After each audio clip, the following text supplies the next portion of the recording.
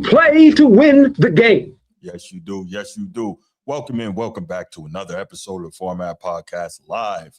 This is a Thursday night edition. We don't usually go live on Thursday night, but as you can see, I had a guest that I've been waiting to get on live with for a while now, and we were finally able to make our schedules catch up, and college football time is here. We are going to talk some college football. I'm so excited. Man, Mr. CeeLo, host of the Talk Like a Champion Notre Dame football podcast.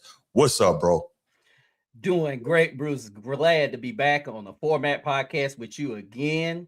Hope you're doing good yourself, my brother. I'm doing all right, man. I'm glad to have you. I'm glad to have you here, man. So as you can see from the main thumbnail, we are going to talk some college football tonight, especially the Notre Dame type. We are excited about that. I know Mr. CeeLo and myself are both super excited about that. We are thirsty for the season to get started. We see some of you guys in the chat. Thank you so much for being here. Appreciate y'all. If you're watching this on the replay, make sure you like, subscribe, hype a video, do all this stuff. Make sure you like and subscribe as well to the Talk Like a Champion Notre Dame football podcast on YouTube. Make sure you hit that up. It's really good content over there as well. And as well, if you're watching a show like this, we know you talk sports with the other people in your life. Share the show. Let me give a quick shout out to my channel members, and then we will go ahead and we will get it rolling. So, of course, number one channel member, that would be Coach T, a.k.a. Laker Nation, a.k.a. USC Coach T. What up, Coach T? It's not that serious. Chief Sid Bubba, shout out to you. Shout out to you for everything you've done for our great nation. Shout out to you for what you do for this channel. And, of course, shout out to the boys from Annapolis. Order Horns.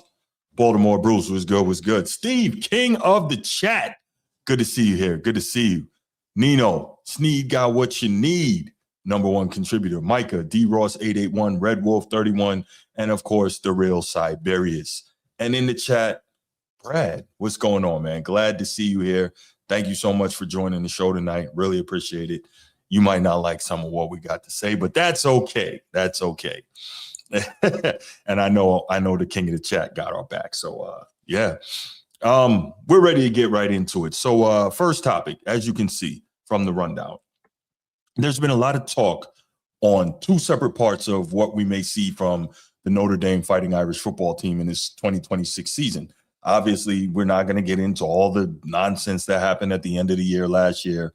That's over. That's done with. We're going to turn the page. Marcus Freeman has been preaching that to his team. He's been preaching, leave no doubt, go out there, do not leave it in the hands of the committee, because given the opportunity, you know what they'll do. But we hear that a lot of teams, a lot of pundits have them rated, them being Notre Dame, extremely high going into the season in the preseason rankings. They're killing on the recruiting trail. They are one of the most talent-laden iterations of the Notre Dame football program, maybe that we've seen since the championship years. They're absolutely loaded. A lot of people have them really, really high up there. Starting quarterback CJ Carr is a Heisman favorite on most gambling sites. So everything is lined up. But on the flip side of that, you're hearing a lot of talk about Notre Dame having a weak schedule. I guess they got to find something to pick at the Irish about. And that's okay, because honestly, I would rather have everybody hating the Irish and talking bad about them than giving them what old Nick Saban called the rat poison. I would prefer it that way. But Mr. CeeLo, man, where are you with this business of Notre Dame has such a weak schedule and they don't play anybody soft as cotton, all this? Well, first of all, we just have to go back and we have to look at what is what. And we don't have what I like to call Division I AA schools on our schedule. Facts. So let's do it from this standpoint. In the near 200 years this program has been in existence, Tennessee Tech a few years ago, the lone Division I AA school that Notre Dame has played. Now, if you want to talk about dynamics, we have had USC on our schedule in past years until they ran away. Let's talk about USC when it was in the Pete Carroll. Not once did Notre Dame tuck its tail and run from that series. Nope. As dynamic as USC was, not once did they take off and run from that series. Then you have the dynamics of putting the SEC on the schedule. We put these teams on the schedule, and you heard Sark say something to the effect of, I'm not sure if we can do that. Now, I'm paraphrasing what he said, but we all know what he means. Yeah. If Notre Dame had such a soft schedule and we're so weak as they claim we are, why not put the scrub on the schedule? Mm-hmm. I'm sorry, if I'm a good team and I really want the smoke, I'm gonna go get the smoke. But you hear this same old narrative. Just like when we monkey stomped Arkansas last year. Sure did. We put them on the schedule and sent them around, but I'm just not understanding how the double standard only works for certain people. You know what it is. You know what it is. I do. Yeah, no, I'm really like figuring it out and understanding, like expecting consistency from most people is just not, it's a way to antagonize myself. It's not something that I really can expect because, you know, to your point, oh, Notre Dame's no good. They don't play anyone cool. So line it up. But then you hear Sark saying stuff like, well, the juice isn't worth the squeeze. Or you hear Lincoln Riley saying, well, you know, we've got so many tough games already in the Big Ten. Really? But we're not good. So what's the problem? You know? I mean, this is crazy. It really is. I'm like, man, you guys are something else. But hold on, Brad. Hold on. No. We don't now get to say it's Arkansas. When's the last time they won anything? Do you know why, Brad? Because they're in the SEC, which means, according to the SEC people, they have a team full of Kryptonians, right? That's what they try to tell us about the SEC, right? Or would you prefer Viltrumites, right? They got a team full of Viltrumites. They're all superpowered and all this. No. And we're going to get there later, but you don't get to do that. Nope, they're in the SEC, so they should be able to stomp anyone else who's not in the SEC. You know, on-field results be damned, right? But go ahead, Mr. CeeLo. I'm sorry. No, absolutely, and that's the point. Big time shout out to Brad, though, by the way. But but when you look at the schedule, you know, all I hear is that we don't have a gauntlet. But look, I heard, I don't know if it was Sneed or you last night that talked about SMU, but I point the attention to the Syracuse game. A lot of people are ignoring that game. Most people don't realize before Steve Angeli got hurt, former Notre Dame quarterback, they were humming. So any of you Notre Dame fans out there, you understand how important Steve Angeli is to our recent rise. But the reality of it is, Steve Angeli is going to be coming. He wants to play well. And truthfully, a lot of people can say, oh my God, it's Syracuse. They were undefeated and they beat Clemson last year. I mean, let's not sit here and pretend like this was just some kind of, you know, they were winning that game. And Steve Angeli was the big reason for that, people. And then we've got BYU. And they've got a big nightmare of a wide receiver to deal with. And we know that they play physical in the trenches on both sides of the ball. They were the runner-up in the Big 12 last year. They played in the Big 12 championship game. You know they're well coached. You know they're going to be physical, and we play them in Provo. That's not going to be a rollover. 2 NFL prospects on that D-line. One of them is possibly a first-round grade. I can't say the kid's name, so I'm not going to butcher it on air. I know what you mean. Yeah. But the kid is massive. He's a disruptor. Yes. And as I said before, the truth of the matter is SMU is a team with a dynamic, nobody's talking about. Pony up, Brad. Pony up. Jennings is a dynamic athlete that no one is talking about. You know, if you're a college football watcher like myself and like Bruce is, you understand that this is the type of guy that can wreck game plans. and he's got dynamic speed, and that arm is getting better every year. Yeah. Nah, he's good. He's good. Let me throw something out here. Let me respond to something in the chat real quick, Mr. CeeLo. So at ND9, thank you for being here. Appreciate you. He says, the same Arkansas that the big boys beat up in the SEC. Stop it. So, hey, I respect you. I appreciate your comment, ND9, but I don't know how often you're here, but one thing about me, I do the research. So let's go check out what Arkansas did in the mighty SEC last year. Now, if I'm not mistaken, Ole Miss was a national semifinalist last year, correct? Okay, Arkansas put up 35 against them, lost 41-35. Is that a big boy beating up on Arkansas? It doesn't sound like it. Arkansas played at Tennessee. They put up 31 on them. They lost 31-34. Does that sound like a big boy beating up on Arkansas? They played Texas A&M. A&M, another playoff team, and they lost 42-45. They gave A&M, one of the best defenses in the country, they gave them 42, okay? They played Auburn 24-33, Mississippi State 35-38, LSU 23-22 they lost. They gave 37 to Texas at Texas. Can we stop the narrative now? So the fact is, this same Arkansas that gave all these good SEC teams headaches, Notre Dame went to Fayetteville and dominated them. So what are we really saying here?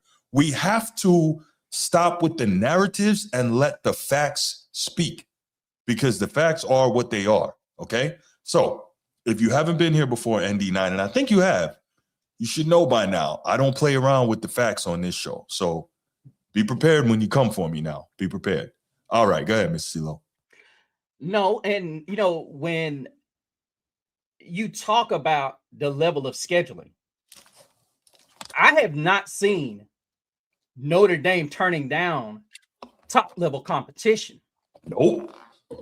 This is not a program that runs from competition. Mm-hmm. And I'm almost about to let the cat out of the bag with one of the segments we're doing here tonight. Oh, it's just itching me right now. But when you sit and you talk about scheduling being so hard. Now, as a former coach, I thought good competition makes you stronger. I thought you play up to your competition. Am I wrong? That's what I thought.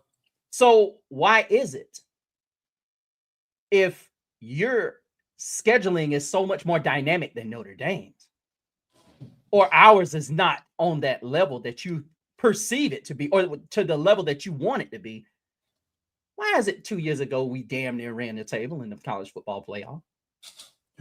Hey, And that team lost to Northern Illinois. That team did lose to Northern Illinois. I'll never get over that one, but you're right. You're right. So let's do this, Mr. CeeLo. Let's take a look at this year's schedule and because again, everyone's talking about how weak it is. So let's actually take a look at it and see where we are. And before we even do that, right, now we know that non-conference schedules, right, obviously for teams that are in a conference, you have to schedule those out years in advance, right? Notre Dame obviously they have some more difficulty than most when it comes to scheduling. And they schedule these games out 5, sometimes 10 years in advance. Now, a team could be really good, right? 10 years ago, Wisconsin was one of the best teams in the Big Ten, right? So a team can be really good, but by the time you get to play them, they might not be on that same level as a program. You can't then denigrate the team that they're playing against when they tried to schedule them, saying, okay, this is a good program, let's schedule this, right? So I say that to say Notre Dame opens up against Wisconsin at Lambeau Field, and we're hearing, oh, Wisconsin, they're nobody. Okay, cool. I'll give you that. But I have a question for you right now, Mr. CeeLo. Why didn't we hear that when Alabama played Wisconsin last year? We didn't hear that Wisconsin was nobody. Oh, don't you? What's going on? Well, you know exactly why. Because it fits the narrative. Oh, it fits the narrative. It fits that whole, oh my goodness, we got a name on our schedule. But now that Notre Dame has them on the schedule, oh no, they don't. No, baby, exactly. You got they on there. No. That don't. Right. But it goes back to so many differences that I've heard with the SEC for so many different years. You have to go, if you look at Nick Saban, just for example, an individual we will be referencing later on. Sure. Do you realize that he hardly played a major university outside of Bryant-Denny or neutral field? So, yes. And my point was, when he was coaching, I always said, for as great as he was, and he all-time great coach, I give him his credit, I always noticed that Alabama would not play west of Colorado or north of Missouri. Well, how about the Mason-Dixon line? Well, there you go. And if they did do it, it was never after September. I'm like, interesting. Manipulating the situation. But well, I always said you can't be the national champ and all you beat is the Southeastern Conference. Right. You have to, and this is what makes Notre Dame's dynamic, so scheduling dynamic so different. Mm-hmm. We play from ocean to ocean, coast to coast. You can't imitate the amount of mileage that we travel. Now, people will say, well, the Big Ten does that now. Well, that's because you got USC, UCLA, Oregon on the schedule, and Washington in your conference. But before that, we were the only ones that were, 1 week you're playing in LA and the next week you're playing in Annapolis. And you know what's the amazing thing? Those Big Ten teams from out west, they're complaining about the travel already. Oh my gosh, it's so much travel. Notre Dame's been doing this since they were doing it on trains. On trains. So stop. Just anyway. All right. So we got Wisconsin. And one thing about Wisconsin, even if they're not great, they're going to be physical, right? They're going to play in the trenches like we talked about. Same thing with BYU. They're going to attempt to run the ball. Luke Fickell is their head coach, so they're going to be solid defensively. But I think that Notre Dame just has like way too much talent this year. So Notre Dame by 2 scores, I think, is pretty fair. But yeah, so they got Wisconsin in the opener at Lambeau. Game 2, Rice. That's a game that they shouldn't have too much problem with. That's at home, the home opener. Michigan State. This one may be a little more tricky. We were talking about it than I think most people expect. I don't anticipate. It might be a little closer than it should be for a little longer than it should be, but then Notre Dame will open up on them. And the reason I think we both agree on this, Mr. CeeLo, is Pat Fitzgerald, right? He is, what did they say? He is the only guy, I think, to beat Notre Dame as a player and a coach. I think that's correct. I believe that is correct. Yeah. Marco Polo, what's good? Tell us in the chat why we sound ridiculous. Or you can wait till the end of this segment. We'll open up the phone lines. I'd love to take your call. But anyway, yeah, Pat Fitzgerald is now the head coach of Michigan State. And so he's going to have those guys at the very least playing solid defensive line. He's going to coach those guys up. So, I'll say this. I think Notre Dame shouldn't have too much problem with him. But the thought then is, what does Michigan State do for the rest of the season? Right. So, I'm sorry, Bruce. What the thing is it's kind of, I don't want to say passe, but it's just, how many teams are going to give Notre Dame problems this season? I'm not trying to sound like a overconfident Notre Dame homer, but this, between the secondary, the only thing, this secondary is so good. If we get Boubacar Traore and Bryce Young, if those two guys just get a piece of a pass rush, Bruce, this is gonna be like Ohio State 2.0.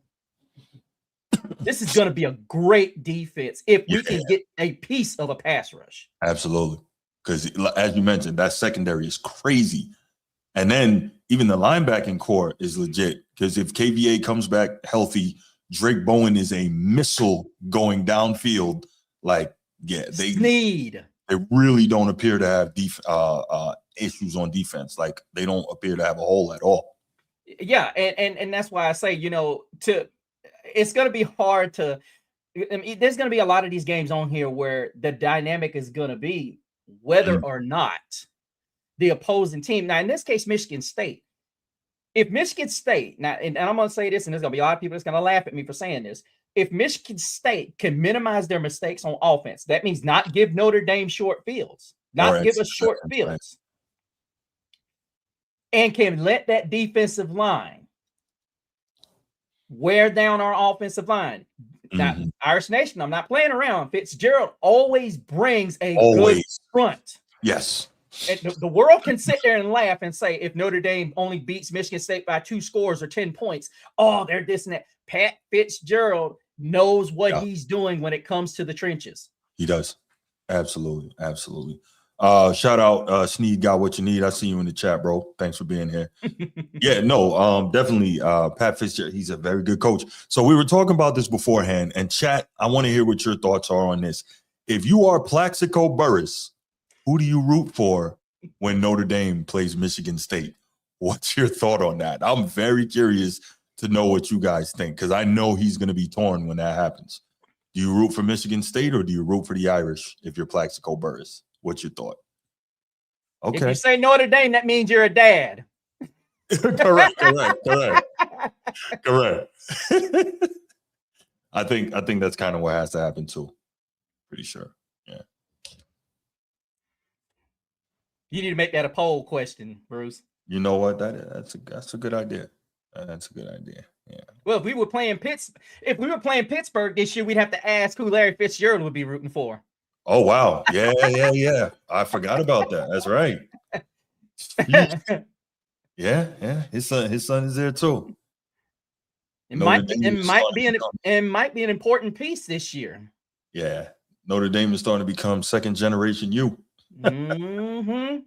Oh my goodness. My goodness. Let's get the poll question. Give me 1 second. I'll do that. Should Plaxico Burress root for this season and Sparty plays Notre Dame? We play Georgia in the college football playoff. We'll have to ask Thomas Davis who he's going to be rooting for. Oh wow, there you go. We got a number of them, huh? We do. Yeah. Notre Dame. All right, there we go. Got the poll going. Okay. Yes, we know where you stand, Brad. We know where you stand. No doubt. All right. Where were we? So we left off at Michigan State. All right, Purdue. That's a game that Notre Dame should be able to win going away without too much trouble. At North Carolina. It's like, I don't think it should give too much trouble, but we don't know what North Carolina is going to be. I'm definitely curious about that. I don't perceive them being able to beat Notre Dame, but I am curious to see what they're going to be, what Belichick is going to be able to do with them. I think they grabbed a lot of guys out of the transfer portal. They did. So. Well, it's in Chapel Hill, so those games are always tricky. You know, it's kind of like, so many people gave Miami so much credit for beating us in Coral Gables. I mean, it's like, come on. I mean, I always say on my show, you get 3 points for playing at home. Right. Especially you have a venue that's over 60,000. So Chapel Hill is going to be wild. So it's going to be a situation where the boys in white, they are probably going to have to go in there and do like they did against Arkansas, smack them around and get them done and send them to the cars at halftime. That's good. Yeah, you got to get them out of there quick. Agreed. Okay, so North Carolina, Stanford is, I don't know. They're in a transition. And of course, we all know that Andrew Luck has taken over as the GM out there at Stanford. And I forgot who the coach of Stanford is, but they're looking to get back to a more of a trench-based type team now. So it would not shock me if they pulled out all the stakes. And the most important thing that they have to remember, Stanford has the same kind of dislike for us that we have for USC. They don't like us. They come in with the beef, and they've beaten us a couple times when it was just like, how can we do that? Let me tell you, I have a personal hatred for Stanford. And the reason why is my very first time at Notre Dame was David Shaw's final time, his final season there. 3-9 season, my very first time live at Notre Dame. I go there, had a great day. I met Joe Theismann. I went down on the field. I did it all. I mean, it was amazing. And Stanford pulls the freaking upset. So, like, I really hate them now. They ruined my very first trip to South Bend. So, yeah, I'm not. Yeah. So you So still I got personal beef with them. Yeah, you still got salt in that wound. Yeah, absolutely. Listen, if I ever meet David Shaw, I'm going to shake his hand, tell him what an amazing coach he is, and tell him I hate him for doing that to me. Absolutely. Yeah. Oh, let him know. Yeah, for sure. Great deal of respect for him, but, you know. That's when you know you bleed gold and blue. First time ever. Exactly. The smirk. Yes, Notre Dame 9. That's what it's the smirk. Yeah, crazy. Oh man. All right, Stanford. So here's the big one, the first test of the year at BYU in Provo. Yes. And we talked about that. Bear Bachmeier, the quarterback, he's legit. As you mentioned, an outstanding D lineman, which, you know, BYU has those guys. Mm-hmm. And you know they're going to do what you do to win games, right? Run the ball and stop the run. That's what you do. But I'll say this. If what Texas Tech did to BYU in the Big 12 championship game last year was any indication, elite defense and an ability to, you know, have some explosive shot plays downfield, Notre Dame should be just fine. But the physicality will probably be a shock for the Irish because it'll be the first time all year, I think, that they're going to play a team that has the capability to punch them in the mouth the way they can punch someone else in the mouth. Agreed. I do think they got some. I can't remember the kid's name right offhand, but they got him out of the transfer portal. I think he's 6'6", wide receiver. As good as Leonard Moore is, a type of challenge like that, and I think he can, you know, stand up to it. But as we've seen in the USC games, players like this kid can give us trouble with the back shoulder throws and the Malachi Fields type plays. So we have to be on our P's and Q's, guys. You know, our safeties are going to have to be aggressive over the top and whatnot. And hopefully we have some really good game plans to shade the coverage that way. Is that really his name? What's that? Is that really Festus McDougalson? That's his name. 6'6". That's a crazy name. No disrespect to the man, but that's wow. He's a big guy though, right? Yeah. Let me see. He's a big kid. Yeah, wow. And then you got like I said, Bear Bachmeier. The guy's he's legit.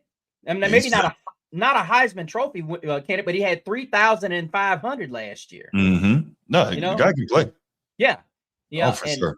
And that's going to be a dynamic that, to me, is going to be a really good setup for when we play Kevin Jennings. Yeah. Steve, don't do that. That's not his name. I was looking it up. Oh my God, don't do that, Steve. Steve, what's up, man? Don't do that. Behave. This is what he does in the chat. This is what he does. Steve. That's why he's the king of the chat. He had me going there. Oh my God. I thought he was behaving now. All right. Okay. After BYU is Navy. Navy's always tricky. And it's interesting too that they're right in between BYU and Miami. That's an odd place to put that. That's definitely a trap game. But Notre Dame did have relative success with Navy last year. I think they put 49 on them. So wasn't too difficult. But you always have to be careful dealing with that team and the way they can play. I still do not like where this game is placed because I don't either. Many people that have never faced the triple option, they don't understand. No. Number one, you've only got two teams in all of college football that run this: Army and Navy. Okay, this is not just a simple it's assignment football. I get so sick of hearing that. But the misdirection is crazy. It is, and especially if you've got a fullback dynamic and you have a quarterback dynamic, it is darn near impossible to defend even up. And then once that quarterback run and that fullback run gets going, you start sneaking those safeties up, and then it's just one-on-one with that wide receiver, and you're hoping your DB can win. Yeah. But I mean, the good thing is that Navy usually doesn't have that type of threat on the outside that is going to be able to make plays. And as you mentioned earlier, best secondary in the country, like probably by far. I don't think there's too much concern. But like you said, when you watch them, like even just years and years of watching Navy, and then you watch the game, there's a lot of times they fool the cameraman with where they think the ball is. Their pre-snap motion and their misdirection is crazy. Absolutely insane. Yeah, for sure. But all that said, they just don't have the athletes to be able to keep up with Notre Dame in this situation. Agreed. But now Navy is projected to win the AAC, if I'm not mistaken. So that could be another, conference champion level team that Notre Dame is playing. So far, Bruce, really? Another conference champion? You really think people are going to recognize that? Oh, okay. All right. Come on, man. They are not. When Boise State wins conference titles, but they don't play us, it gets recognized for other teams. Exactly. It's us. It's us. Right. You lose points for winning a conference championship if you play us. Yeah, isn't that crazy? It is, though. All right. And then what could end up being the game of the year, possibly a number 1 versus number 2 in the polls type situation following Navy, is Miami, the rematch of the big one last year in week 1. But this time, I believe it's November 17th, and it's going to be in South Bend in mid-November. So hopefully there's snow everywhere and it's dumping on them. I don't care if it's a sunny day or what. Man, look, I want to freeze the Florida boys out, man. I live in Florida. Freeze them out. Hey, listen, Bruce, you can ask for how you want it. I want it to be in the nice 60s. I want the field to be nice, because the truth of the matter is they went out and got a bunch of transfers to fill up a defense that they cannot replicate from last year. I don't think they can. They're going to be good, but they can't replicate that. Well, you lose an Messidor and a freaking Ruben Bain. That's tough. And the kid that had the pick 6 last year. Yeah. That's right. And I'll tell you, on the flip side, they are not going to let Tony go off again. That's not going to happen. It's going to start out, in my opinion, I think this is what they do, Bruce. They start out with McKinney on him or Christian Gray. If he gets 3 balls, Moore's getting on him, because he shut him down in that second half. Well, I think that if I'm not mistaken, I think I read or heard on a podcast, Leonard Moore has already asked to have that assignment and to travel with him. So, and we saw what Leonard Moore did to Makai Lemon last year. And that was the best slot receiver in the country, and he locked him up. So hey, if Leonard Moore wants, give him that assignment. Yeah. And real quick, let me give a shout out to Phil Hogg, 4183, $5 super chat. Thank you so much, man. Appreciate the support. Appreciate the super chat. It means a lot. It shows that you appreciate the content. You didn't have to do that. Thank you so much. If you haven't already, like and subscribe, bro. So that is going to be interesting. To your point, you cannot replicate that defense from last. It's going to be good, but they lost too much NFL level talent, I think. Well, let me throw this out there too. Miami's quarterback. Yes, I know they paid him a lot of. Yes, sir. When he came out of Duke, now a lot of you don't remember. Now, I'm not saying that he's the same quarterback as he was last year. He has a tendency to put the ball in harm's way.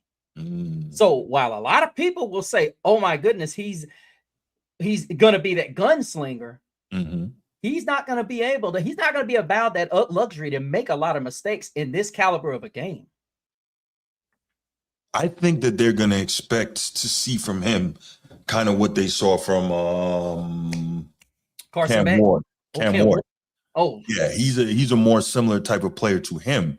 He's got the mobility, he's got the arm talent, he can, make plays all over the place. So it's just good. But again, he will not have seen this type of defense and this type of secondary yet to that point in the season. So if you can really and Notre Dame, they don't try to make it complex, they don't try to make it difficult. They man you up and they say, okay, our best against your best. Let's see what you got. So and we got to remember, this is not like last year. This is the second year with Chris Ash, So we're not going to have a Casey Concepcion type situation where he totally, shreds you for over 200 receiving yards. I can't see it. Well, the last season, I think a lot of people, when we say Notre Dame was a different team from game 2 to the end of the season, there was an addition that many people didn't talk about, and that was Tay Johnson becoming the new safety. Because oh gosh, the kid's name escapes me. The big tall kid that's going to be the backup. Goodness gracious, 6'4", had the block kick. Luke Talich. Oh, Talich was the starter. And as much as I love his athleticism, he does not have the same instinct that Tay Johnson has. Right. And when you could see the defense became a different defense when Tay Johnson became the other safety opposite of Don Schuler. So I look at it from this standpoint. You haven't seen the type of athletes that you're going to see. Right. Yeah, Notre Dame has some serious studs in that defensive backfield. All right, after Miami, who we know is going to be one of the best teams, likely going to be one of the best teams in the country, Boston College. They are what they are, backup college. We get it. This ain't Chestnut Hill. No, that should be fine. And then Boston College follows up with SMU. That is a good program. And you mentioned that quarterback that they have, Kevin Jennings. Yeah. And I believe he could have left and he came back. He could have actually gone pro if he wanted. Yeah. Right. And before I get started on that, pony up, Brad. Pony up. This is a team that, in my opinion, if they can get Kevin Jennings protection, this is a game where I think Chris Ash needs to send the dogs. You cannot let Kevin Jennings get situated back there. His feet are dangerous, but you cannot let him get comfortable. You have to get him rattled early. I do think we can do that considering the game is in late November and he's a Texas boy. So to your point about this one wanting snow, shiver. Right. I like it. SMU, and they are going to be one of the top teams in the ACC. So let's not act as if that's not a good team. And then finally, you mentioned Syracuse with Steve Angeli, but Notre Dame put like 70 on them last year. I don't anticipate another 70 burger, but Notre Dame should have no problem there. So what I'm trying to get at here is this schedule is a little better than people think. Is it Murderer's Row? No, but it's better than people think, and I think it'll be all right. So, excuse me. I know that obviously I'm definitely outside of the games that Notre Dame plays. I'm rooting for all these teams to be really good, because obviously that helps to bump up Notre Dame's strength of schedule. And again, we also have to continue to keep in mind when you schedule that far out, you can't control how good a team is or will be by the time you get to play them. Like, that's just what it is. Well, Bruce, can we ask a question? Mm-hmm. Can somebody in the chats tell us who has a legit murderous schedule? I think it's fair. I mean, what is the definition of a murderous schedule? I mean, well, I don't know about murderous, but if I'm not mistaken, I think USC plays Washington, they play Oregon, they play Ohio State and Indiana. That's not an easy run, Okay, yeah. That's fair. Right. You're talking about possibly the top 3 teams. Yeah. In that. And I mean, the only teams I've ever seen that had that kind of murderous run, and I'm using the SEC as an example. Arkansas last year. Yeah. Kentucky. Alabama had a schedule last year too, though. I'll give them because let's keep it in perspective. Vanderbilt got a lot of wins off a bunch of Yeah, I mean, don't get me wrong, they're competitive games, but I mean, I think Texas did too. Texas played Ohio State. They played Ohio State. They played A&M. They played Oklahoma, of course. They played Georgia. So that's 4 tough games right there. So yeah, but you struggled to put away Mississippi State. You were down 3 scores to Mississippi State and needed Arch Manning to look like Peyton Manning to win that game. I shouldn't have said that. Yeah. I'm sorry. Yeah, I'm all good. sorry, Sneed. By the way, Oklahoma got a chance to be good this year. I'm not an SEC guy, but Brent Venables is going back to calling the defense. You know they're going to have players on defense. Oklahoma might be tough. John Matera, second year in the system. Well, actually, he's been in that system for like 3 years because the OC came with him from Washington State, so he's been in there. But, That's going to be the big question is whether Matera can take that step. Mm-hmm. That's going to be the question for me because I don't know if you remember the Alabama-Oklahoma game, but there was a throw in that game that would have I think it would have put them up 2 scores in that game against either 2 or 3 scores. He missed it. Mm-hmm. He put the thing, he missed him. He had him beat by 3 or 4 yards. Mm-hmm. If he makes that catch, I think that goes up to 3. It's either 3 or 2 scores. And to me, that would have pretty much put that game out of reach. Yeah. Because that would have took their heart. Mm-hmm. So you're right. I think Oklahoma's got a chance to be a good, good football team this year. Yeah. All right. So that's the Irish schedule. The whole point of it was it's not murderer's row, but it's not a bad schedule. It's not as bad as people think. They have 10 Power 4 opponents. They play Navy, multiple road games, neutral site opener, and they play Miami, the national runner-up during that. Like, all that stuff matters. All those things have playoff implications. That's real. Absolutely. And then you got a possibility that you could have 2, maybe 3 conference champions on your schedule. There you go. So we gotta think about that as well. So I don't know. Excuse me. Of course, they being the powers that be and the narrative pushers, they want to continue to say what they say, but it is what it is. Let's go ahead, Ms. CeeLo. Let's open up the phone lines, take a quick couple calls on this. 904-219-8264, 904-219-8264. Give us your thoughts on Notre Dame's schedule. We'll give you 2 or 3 minutes each, and we'll take a couple calls before we move on to the next topic. Let's go.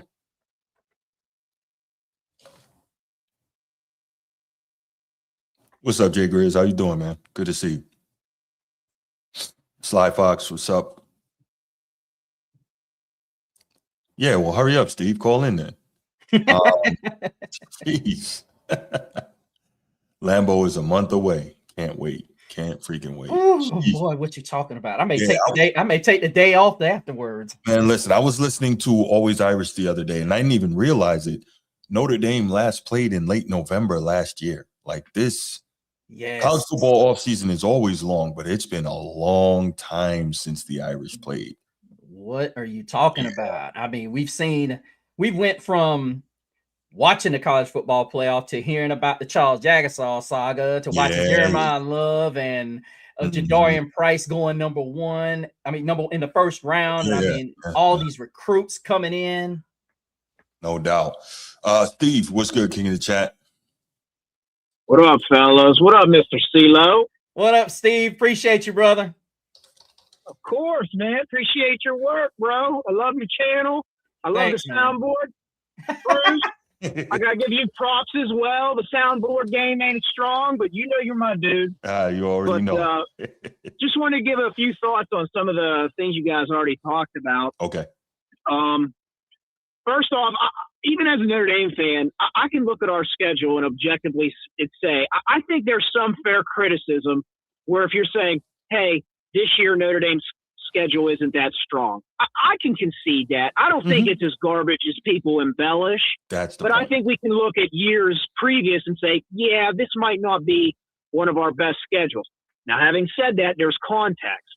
There's context. When you schedule Wisconsin 5 years ago, when Wisconsin was ranked pretty routinely, you're thinking you're getting a Wisconsin team to start the year off and like, hey, this is a big game. You can't control that.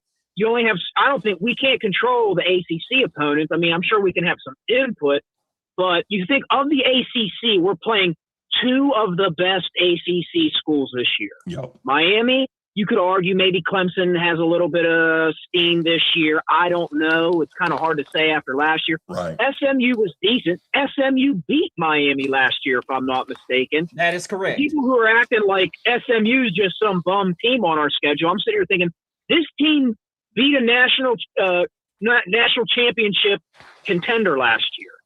And then when everybody loves to throw your schedule is as bad as they make it out. I agree it's not the strongest, but it's like, you guys play Navy. Well, all Navy does is win 9-10 games a year. That's our out of conference. That's our non-Power 4 game that we play every year is Navy versus Arkansas State or University of Texas El Paso. Yep. Like, give me a break, dude. Like, everybody knows it's the same Navy team that went into Oklahoma and beat them. It's the same Navy team that went into Ohio State and almost beat them. I kind of look at that and laugh when people like use Navy as like a negative a talking point against us. I'm sitting here thinking, this team's probably going to win 9-10 games a year and go to a bowl game. So it's like our non-Power 4, lower level competition, if you will, is still a 9-10 win team. Like last year, we played Boise. That team just went to the college football playoff. We played them a year after. Our bad. Sorry. And they still won their conference. Exactly. Yeah. In the grand scheme of things, they'll highlight and embellish how our schedule looks this year. No one will talk about Ohio State's schedule last year. No one's going to talk about Texas Tech's schedule last year. No one's going to talk about these other teams.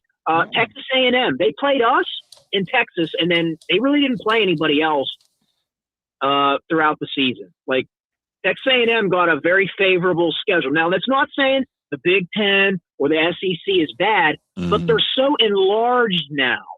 Like, when you have 16, 18 teams in a conference, you might not be slated to play 2 or 3 of the better teams in your conference. You might get the Kentuckys and teams like that, which happened for Texas A&M. But point being is they're covered because they're in a conference. And even if they don't play the best teams in their conference, they get like this hedged bet because they have other good teams in their conference. We don't have that luxury. Nope. So granting all that, if you're being objective, though, Notre Dame doesn't have a very good schedule this year. But having said that, there's other teams out there in conferences that don't have good schedules, and no one brings that up. Nope. If you ever talk about strength of schedule, Notre Dame's like, we got to talk about them because they're independent. Right. And it is what it is. We know the narrative, and being independent, it's we're always going to stick out, and not always in a good way. It's going to rub people the wrong way. But real quick, Festus McDougalson, the best wide receiver transfer in the portal. Book it. I'm telling you. Go on YouTube and highlights. Look up Festus McDougalson. You're welcome. I've looked him up already. He's a beast. Hey, I got to head into work, fellas. Y'all stay blessed. Have a good show. Appreciate the call. You too, Steve. Be safe, buddy. Yes, sir. Yes, sir. King of the chat, always. I want to add something on to what Steve said, and he's right about the Ohio State schedule last year, Bruce. Think about it. I'm not saying Ohio State was fool's gold last year, but bro, they did not get challenged last year hardly. I mean, Indiana really didn't either until later in the season. That Penn State game. Yeah. Caller from Indiana. Who's this? Call from Indiana. Do me a favor. Mute YouTube in the background for me. Hello. There you go. What's going on, caller? Who's this? This is Phil. Phil. All right. What's going on, man? How are you? I'm doing good, man. How are you? Sorry about the YouTube in the background. Nah, no problem, man. What you got? Yeah, man. I'm just excited about the season coming up here. I can't wait. Never been to Lambeau, so I was super excited when they announced they were going back there. I got some friends coming up from Texas and a bunch of other buddies that we're all going to meet up in Green Bay and have ourselves a night over there and hopefully kick what's on the butt. Yes, sir. Yes, sir. Okay. What do you think of this Notre Dame schedule and how we broke it down? Do you think it's as weak as, many people would like it to be, or did we overestimate it? What are your thoughts on that? Yeah, I mean, it's definitely, you never know. You never know until you get into the season, because there's always going to be teams before the season. You look at that game, you think, we should win by, a couple touchdowns or so. And then, there's always going to be surprises. going to Provo, playing BYU, that's never going to be an easy game. Nope. Anything on the road. SMU, that's another late season game where you can't take it lightly because, Notre Dame is always going to be everybody's, Super Bowl type of game for college football. I mean, they're going to come in there, and we've seen it over and over with Marshall, Northern Illinois, Cincinnati. I could go on and on over the years. But you got to take every game seriously and play it like you're playing a top 10 team, because if not, you're gonna get thumped. And I think hopefully Freeman's learned his lesson now. Okay. All right. Yeah, I agree. I think after it's easy to say, but after what happened last year, it's almost like, to me, it seems there's minimal motivation needed for this team. Obviously, Freeman is a master motivator, but this whole team just seems like they are up in arms and they are ready to go out there and prove something. I think the focus would be, again, you're dealing with a bunch of young men, just keeping them focused throughout the course of the season, keeping them, from the stupid things. But I think they're all really hopped up and ready to get out there on the field and knock some blocks off. That's my thought. And I agree with you, Bruce. First off, I want to say I listen to you a lot when you call in on the Always Irish podcast. That's how I found out about your the format. And I enjoy your calls when you call in there. I will say that, Freeman has gotten from his players because that's the kids he recruits. I mean, look at the people he recruits. They're there, yes, of course, to make a paycheck, but they're there because they want to play for Marcus Freeman. I feel like, with a previous coach or coaches, a lot of times they go there because it's Notre Dame. And I just feel like with Marcus Freeman, he has found a way to get those kids, to get 110, if not 120% or more out of them, because he finds a way to get them to play much harder than what most coaches can get out of them, and that's the kind of kids he recruits. I'm looking forward to this year. We're gonna see. The wide receiver room has got me the most nervous. I mean, you got Jordan Faison, of course. He's going to be the slot, versatile receiver that moves around. But outside of him, I'm so nervous. I want to see somebody step up and make a big impact. Like the kid from who was it, Virginia Tech or Virginia that we got last year? Yeah, Malachi Fields. Yeah, Fields. I don't know if it's going to be Porter, if it's going to be, if Greathouse is going to get over these hamstring issues he always seems to have, or who it's going to be. I'd like to see Porter and his big body get out there, but he's lingering around already this early fall here. So I don't know. What's your opinion on this, Bruce? I think that this could, and I'll follow up Mr. CeeLo after this, but I think this could really open the door for some of the young guys, right? Well, obviously, as long as you have one of those Ohio State guys who are both, 5-star recruits out on the field, I think Mylan Graham, that's going to be fine. But I think this is going to give an opportunity, if Greathouse still can't get right with the hammy, for your Elijah Burrises, who has been working with his pops like a madman. You know that. Your Devin Fitzgerald, who probably also has been working with his pops like a madman. So, I mean, you've got some young guys who can really get out there and have an opportunity to make plays, and you look forward to that. This is what you recruit for. So I think that, it's just the expression, like when God closes one door, he opens another. It's kind of that type of thing. So if somebody's hurt, that next guy up is really gonna step up for the Irish. Yeah, I hope so. I do. I've always loved Larry Fitzgerald in the NFL.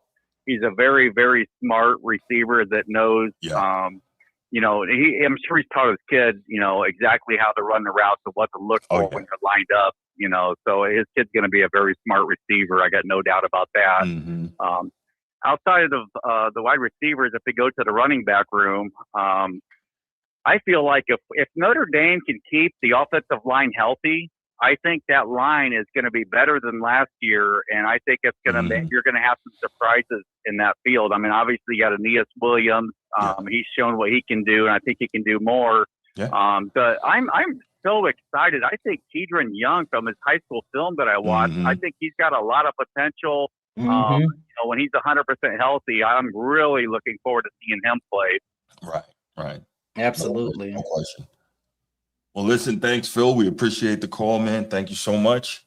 It's good hearing from you, and stick around. All right. Hey, thanks for having me on, Bruce, man. Love the show. Keep doing what you're doing, man. Absolutely. I appreciate it, Phil. Thanks so much. All right. I wanted to add something there, Bruce, about the wide receiver room. Mm-hmm. I think ultimately, and I hear a lot of podcasters that do Irish, not the big ones like yours and Always Irish. They're so negative on Jaden Greathouse. Like, before he got hurt last year, I think he was dealing with it in the Miami game as well, because he just was not the same in the A&M game. No. And let's everybody that's watching, I want you guys to focus on the Jaden Greathouse that torched Ohio State and got us back in that Penn State game. Sure.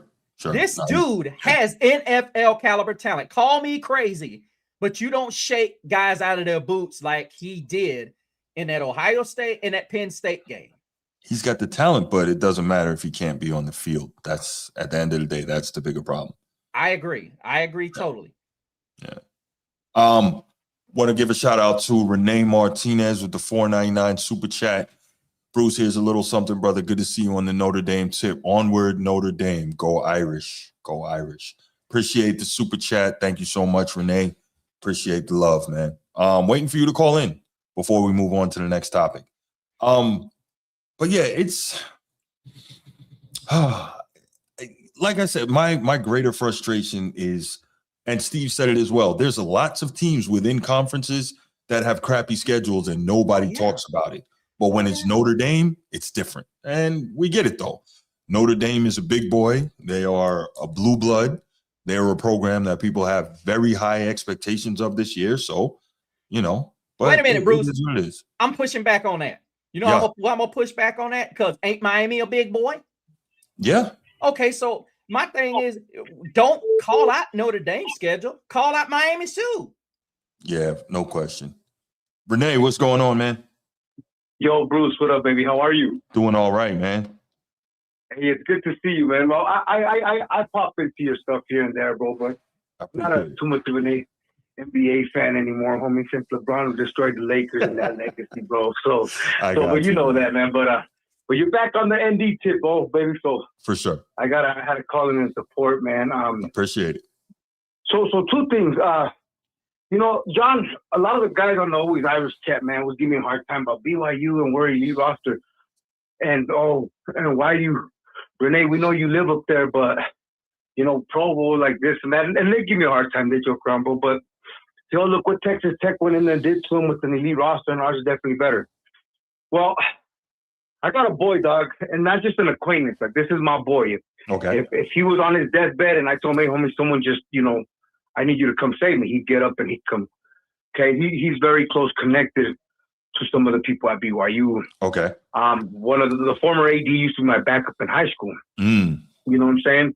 The former assistant AD to Tom Homo, excuse me. So they're like, why do you give him? I said, okay, I understand about elite, but even my boys say, yeah, you guys should beat us with your roster. It is more elite. And I don't disagree with that. But I think for me, I'm not saying, that we're gonna lose, but I live up here, homie. I'm in the trenches. Right. I've experienced anti-Catholic bigotry from old school LDS people. You know what I'm saying? Right. And the deciding factor for me on that trip, bro, and I'm gonna tie into our schedule, is that's what I think would give those two. The schools are almost dead set similar in honor codes, religious institution, educational institution, homie. And Gary Anderson said it one time. He went to coach at Wisconsin. We were at his conference. He helped recruit one of my players, Utah State. He says, dude, football's a numbers game. If you got 30 athletes and the other team's got 28, you just got 2 more athletes than them. I agree. But there's also that sometimes that invisible factor, homie, which is called emotion. Yep. And if they come in with that emotion, homie, I know Texas Tech was able to shut it down real quick, and it's a Big 12 thing, but the last time we played BYU, Allegiant Stadium told 64,000. I would tell you 30 of those 1,000 were BYU fans. I was there in 22. Okay. I was there in 22. Okay. That's the first time I ever seen the Fighting Irish football team play in person. I wasn't going to miss it for the world. And so when people talk down like that our schedule, I'm actually defending our schedule. Like, hey man, don't count this team out. Mm-hmm. You know, they got a returning quarterback. Thank God for that Catholic quarterback that helped them win that Pop-Tart bowl game. You know what I'm saying? Thank God for that Catholic quarterback. But they're coming off of being snubbed 2 years in a row. I'll send you an interview that I did with my buddy. Okay. They feel that they've been snubbed by SMU prior to this one. That's how they feel. They feel they've been snubbed 2 years in a row prior. And then shit, I lost my train of thought. But no, they feel they've been snubbed. And then last time we played them, you know, we beat them. We took them. I think they had one loss. I think they were ranked like 13th down in 22. So we kind of spoiled their season completely. Yeah. You know what I mean? And then not only that, like I said, it's that emotional factor that plays a part into it. But yeah, man, like whose schedule, Bruce, is tough then? I think me and you had this conversation. Whose schedule is really tough? Prior to the SEC and the Big Ten poaching the better teams from the bigger from the other conferences, the Big 12 and the Pac, formerly the Pac, whose schedule was tough? Because Bruce, you're a very smart man, bro. You are, especially you know your football. I'm gonna ask you one question. Like prior Nick Saban, and we know going in the back, you had a bag. Right. Which is the one team in the last 30 years in all of college football, the two teams in all of college football that have been consistent? Can you name them to me? Tell me. If you're a true college fan, I know you'll know. All across the board, the two teams that have been consistent. I will say, when you say consistent, you mean good? Major bowl wins, big game atmosphere wins, big blue bloods playing against each other, neutral site, home site, whatever. Ohio State. Yes. And yes, I would say Ohio State and who would be that second team? What do you think, Mr. CeeLo? It's going to be Ohio State and... I'm with the Ohio State, but... He's right, too. You could say... I want to say like Texas or Oklahoma. Oklahoma's been very good for a long time. Texas. Not championship level, but yeah, go ahead, Renee. Yeah, but remember, they had a big game Bob, too, that was kind of like Brian Kelly. You know what I mean? Other than that one national title. And I would say Oklahoma, yes, because they could beat that Texas. You know what I mean? But the other team is Georgia, man. Going back to Mike Rick days when they won that Super Bowl against Colvin. Okay. No. And the reason I say Georgia, because Georgia was always in it. No matter who they played in a bowl game, very rarely did Georgia ever get. There was Mike Rick, Kirby Smart. Like look up the bowl wins. No. Look up the major bowl wins, BCS wins. Yeah. And so, but also too, Bruce, you and I have had this, and I'll sum it up.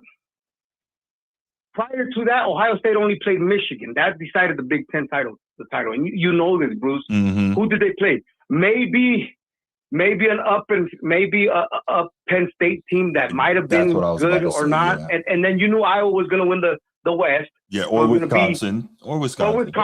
Yeah. On an 8-4 or a 9-3 thing, bro. So when people knock, is it easy? Yeah, it's not what you would think you would. Like the murderers roll. We're going to open up with Ohio State, and then we're going to play even a Baylor down in Baylor or a BYU or a Utah, whatnot, bro. But I mean, I keep saying it over and over.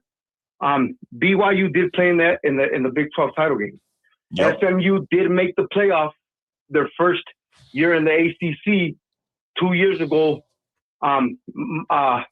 Duke or Syracuse did spoil Cam Ward's Heisman Trophy or national title run. Yeah, you know what I mean. And who else do we have? Bruce, I'm drawing a brain fart. You know what I mean. But these are the things that I'm talking about. If it not be us that I understand don't have a tough schedule, who does then? Yeah, we said earlier that you could argue USC. Now they start off the season easy, but they have to play Wisconsin, they have to play Oregon, they have to play Indiana, and they have to play Ohio State.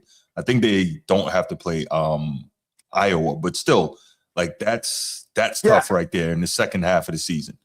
But I get what you're saying, though. You understand what I'm getting at, right? I do, for sure.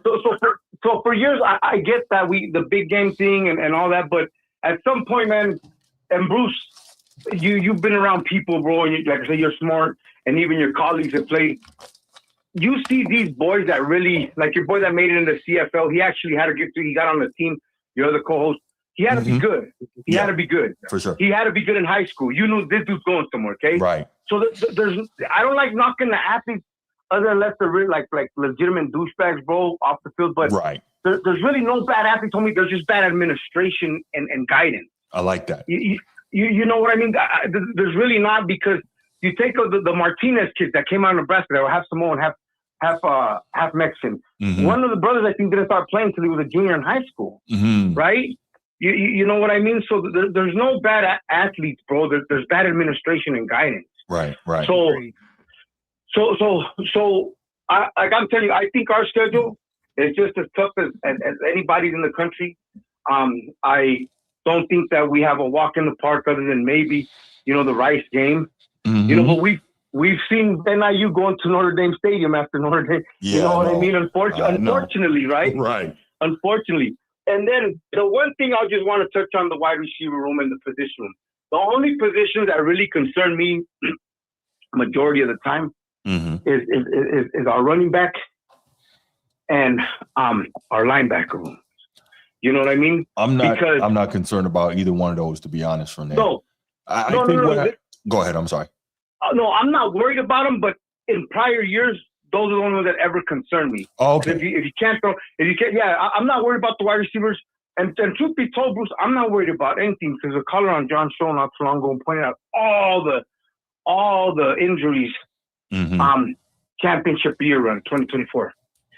Hey, bro, like I've said over and over, RJ Oben just had to show up for that one play. Right. That one play. Hey, and James Harrison just had to make that one return. And Bo Collins had to make that one catch, dog.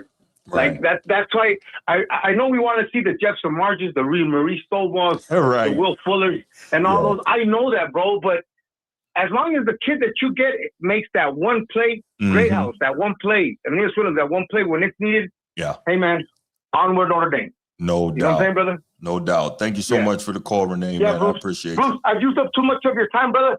I love you, doggy. Good to see you back on the tip, man. Hey, thank you, man. And congratulations on all of the success, man. We'll help try to keep spreading the word for your show too, brother. Thank you, man. I appreciate the support, Renee. Thanks so much. Yeah, Bruce. All right, man. Good call. Yeah, very good call. Renee's on it. Caller from Indiana, I saw you. Go ahead, call in.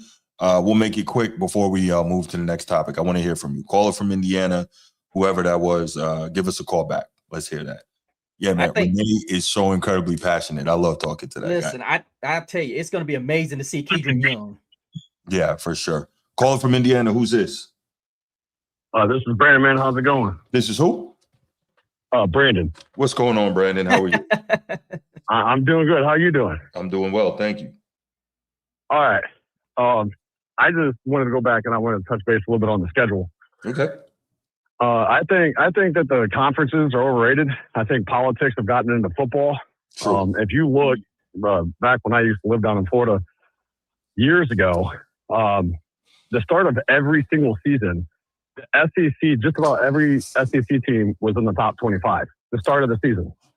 And then, so like, that was always the argument from the SEC is, well, look at our strength of schedule. Yep. Even though we'll address that in the third topic, but go ahead, Brandon. You're on it. Yeah. So like that's been my biggest thing. And now with the Big Ten starting to get some pretty big programs in there, you know, like they're starting to do the same thing with the Big Ten now.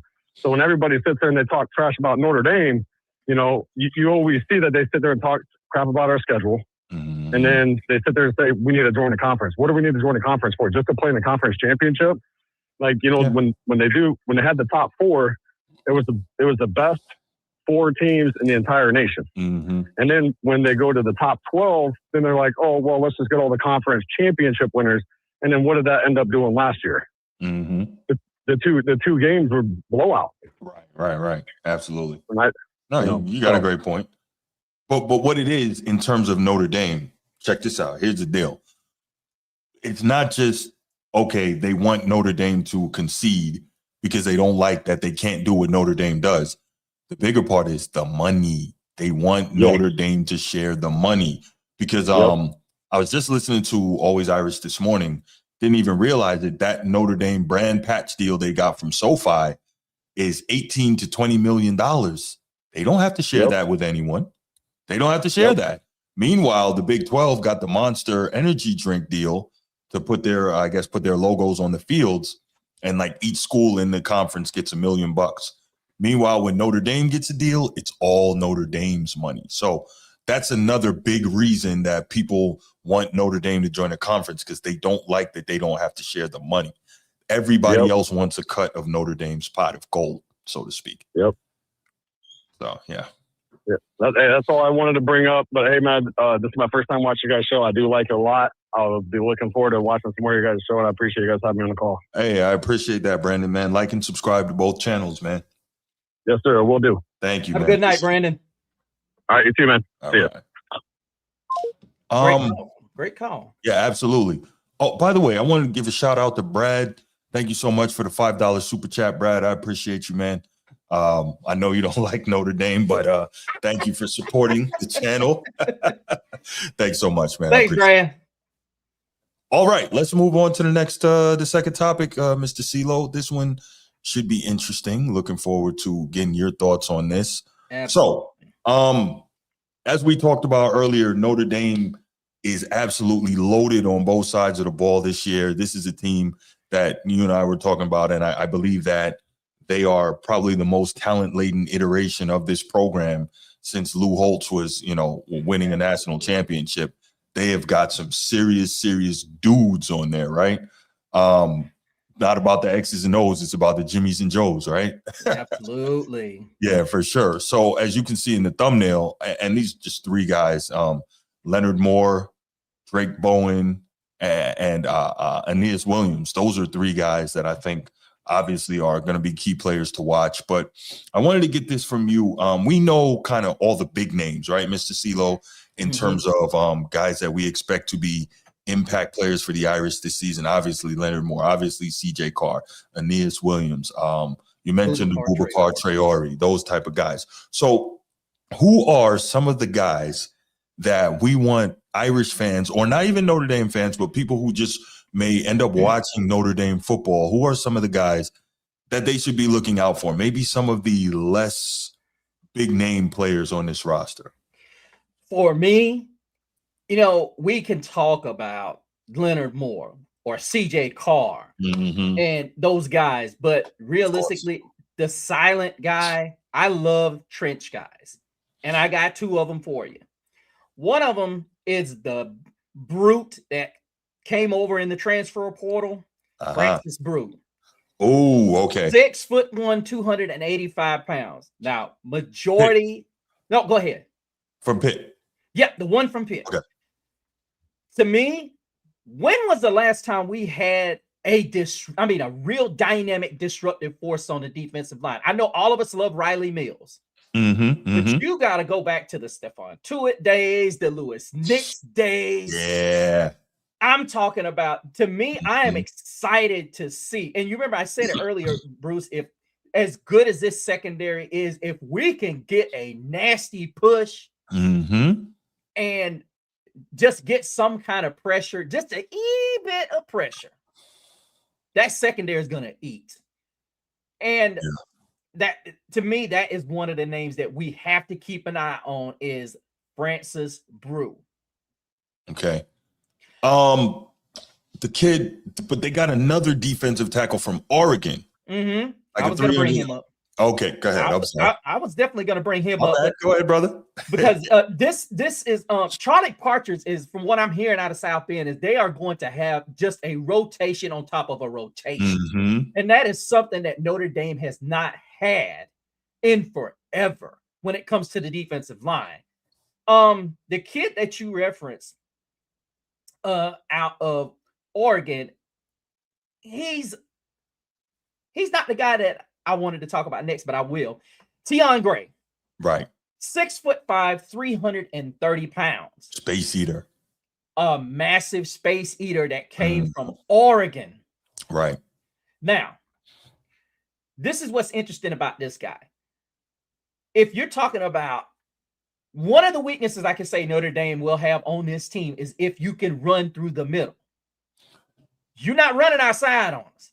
No. It's going to be difficult to throw on Notre Dame. So if you can run, you're going to have to go through Francis Brew and Tion. Right. I don't see that happening.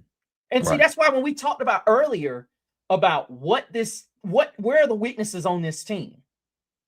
Where are the weaknesses on this team? But see, when you start talking about the Francis Brews, the Tion Grays, these guys that are going to absolutely, and we can't forget about Jason Onye.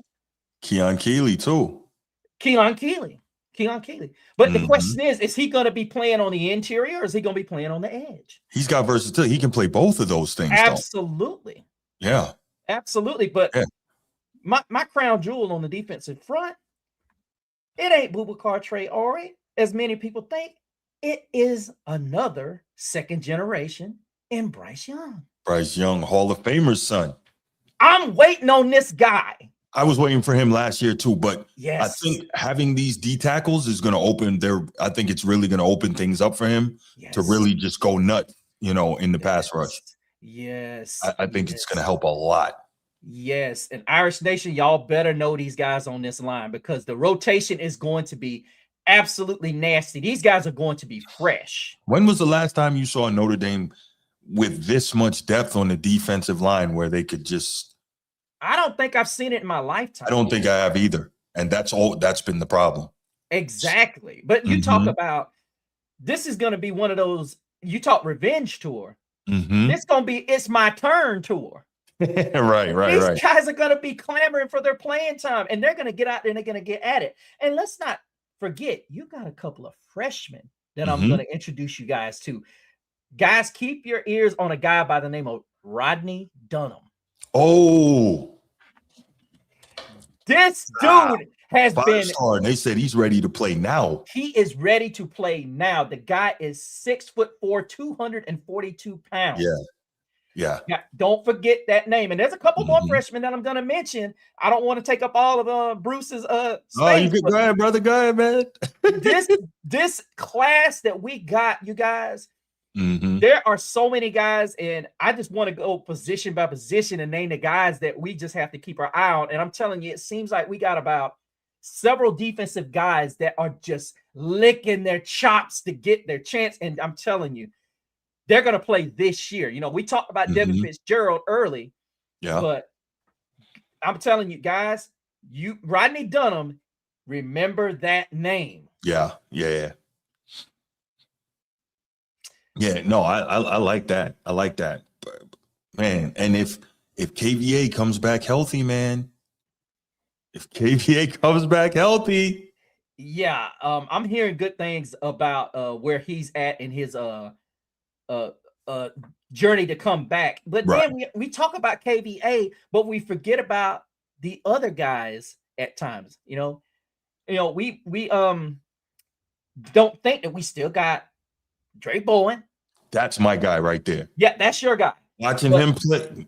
All right, go ahead. No, you're right. Drake Bowen is one of those instinctual linebackers. He's a real downhill guy who will, light you up. And then, of course, you can't forget Jalen Sneed and Jaden Osbury. I had Jaden Osbury on my list as well. These are guys. I mean, we have so many different guys that are just downhill, light you up type of players. See-ball, get-ball guys, you need those guys. And they can cover. They're pretty good in coverage, and that's what you need at this level of college football if you're going to be a championship caliber football team. Right. But then you look at what we have on the back end, as I alluded to before. You got Thomas Davis Jr. here. Now, am I saying he's going to see the field this year? Would not surprise me.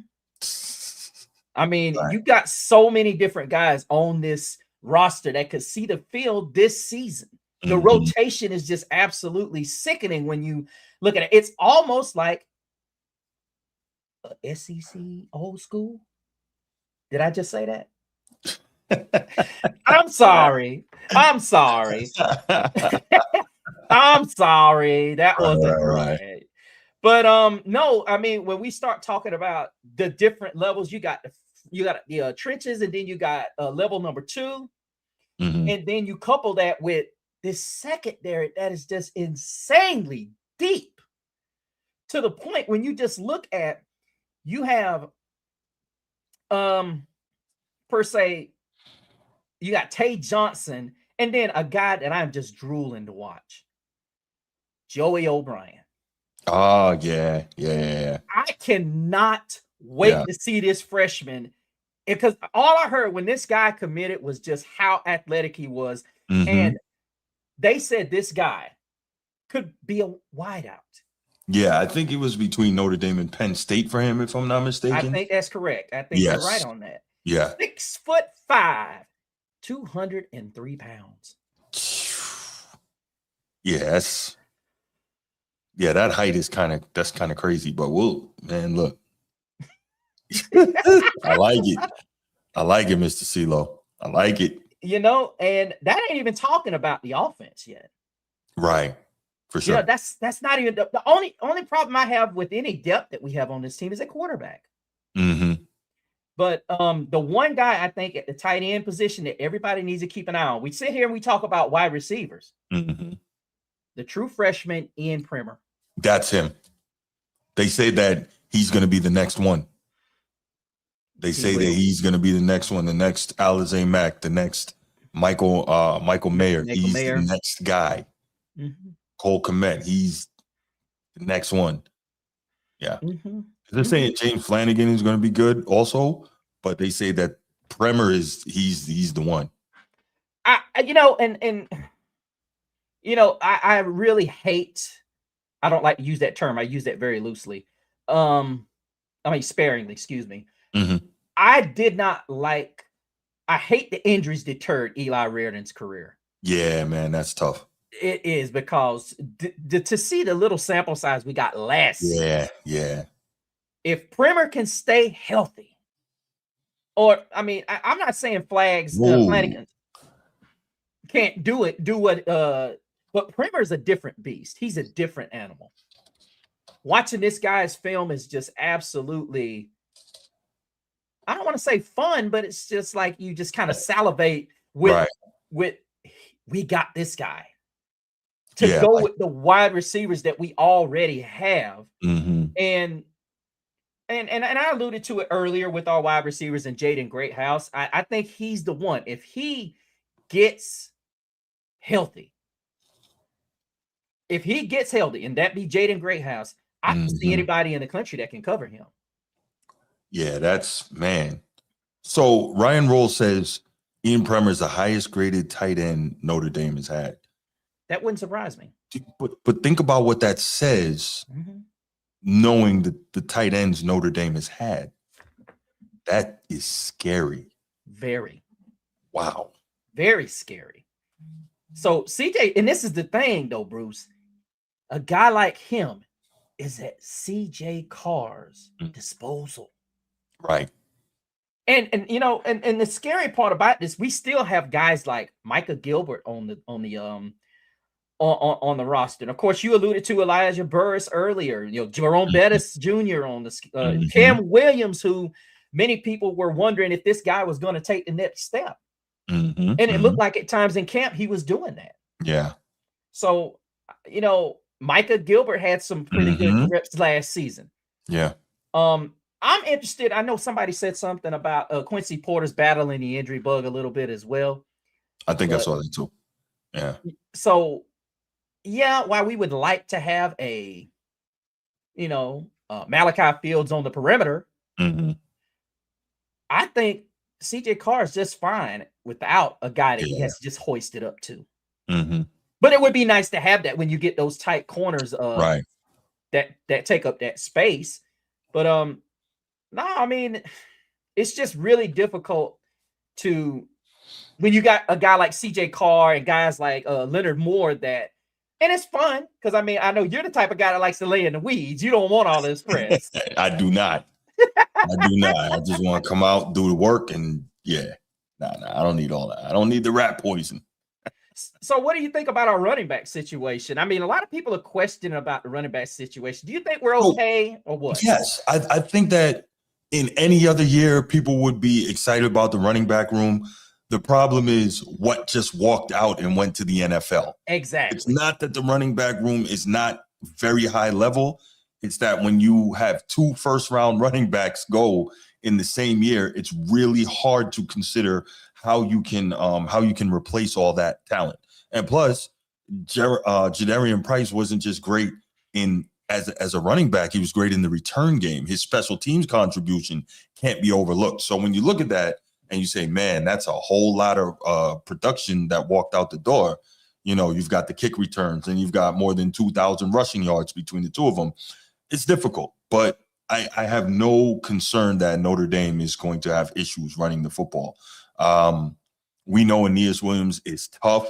We know Notre Dame O-line, they're always going to be able to block and they're always going to be able to run the football. I think it's going to be just fine. And also now with a greater ability to throw the football, that's going to open up the run game even more. They can run to open up the pass. They can pass to open up the run.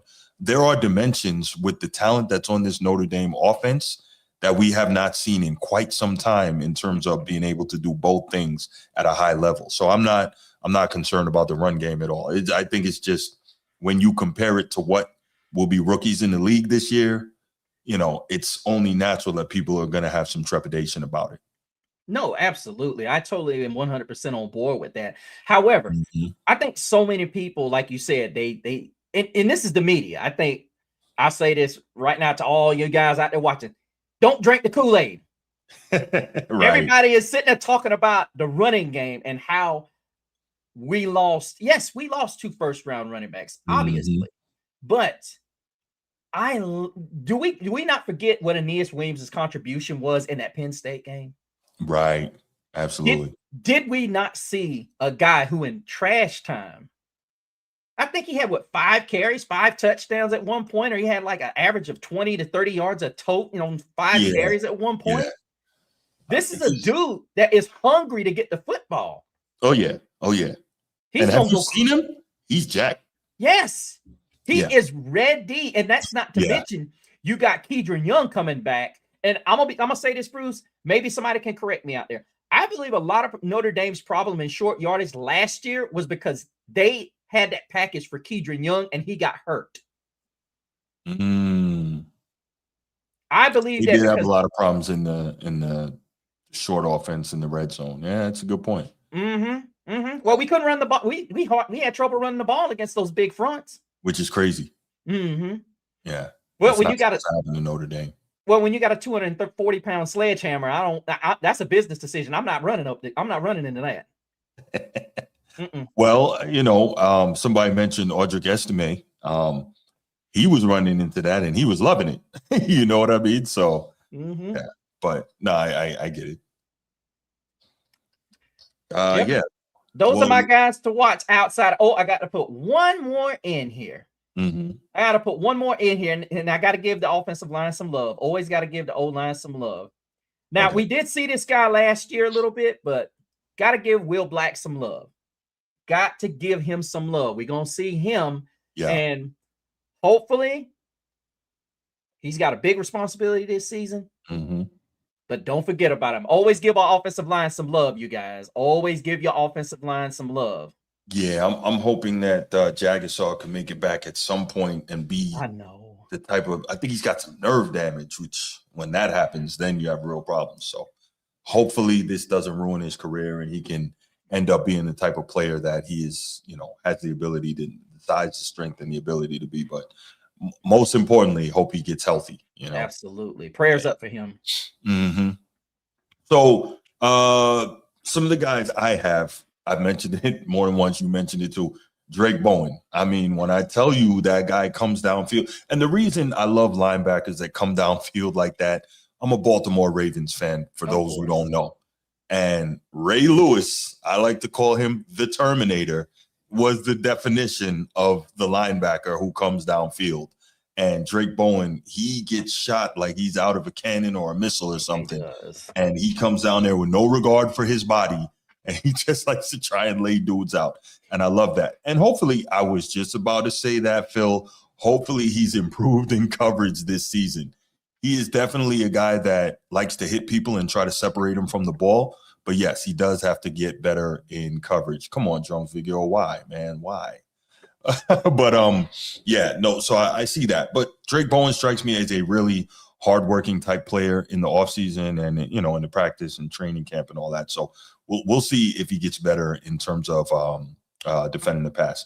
Jaden Ausberry, you, I believe, mentioned him as well, Mr. CeeLo, another guy in the linebacking core. So again, we continue with the theme of depth, being able to rotate these defensive guys in and out so that, you know, guys don't get tired. And because at the end of the day, right, when Notre Dame was getting smoked in the 14 playoff by Clemson, or when they were getting beat up by Alabama, the difference was mainly it was depth.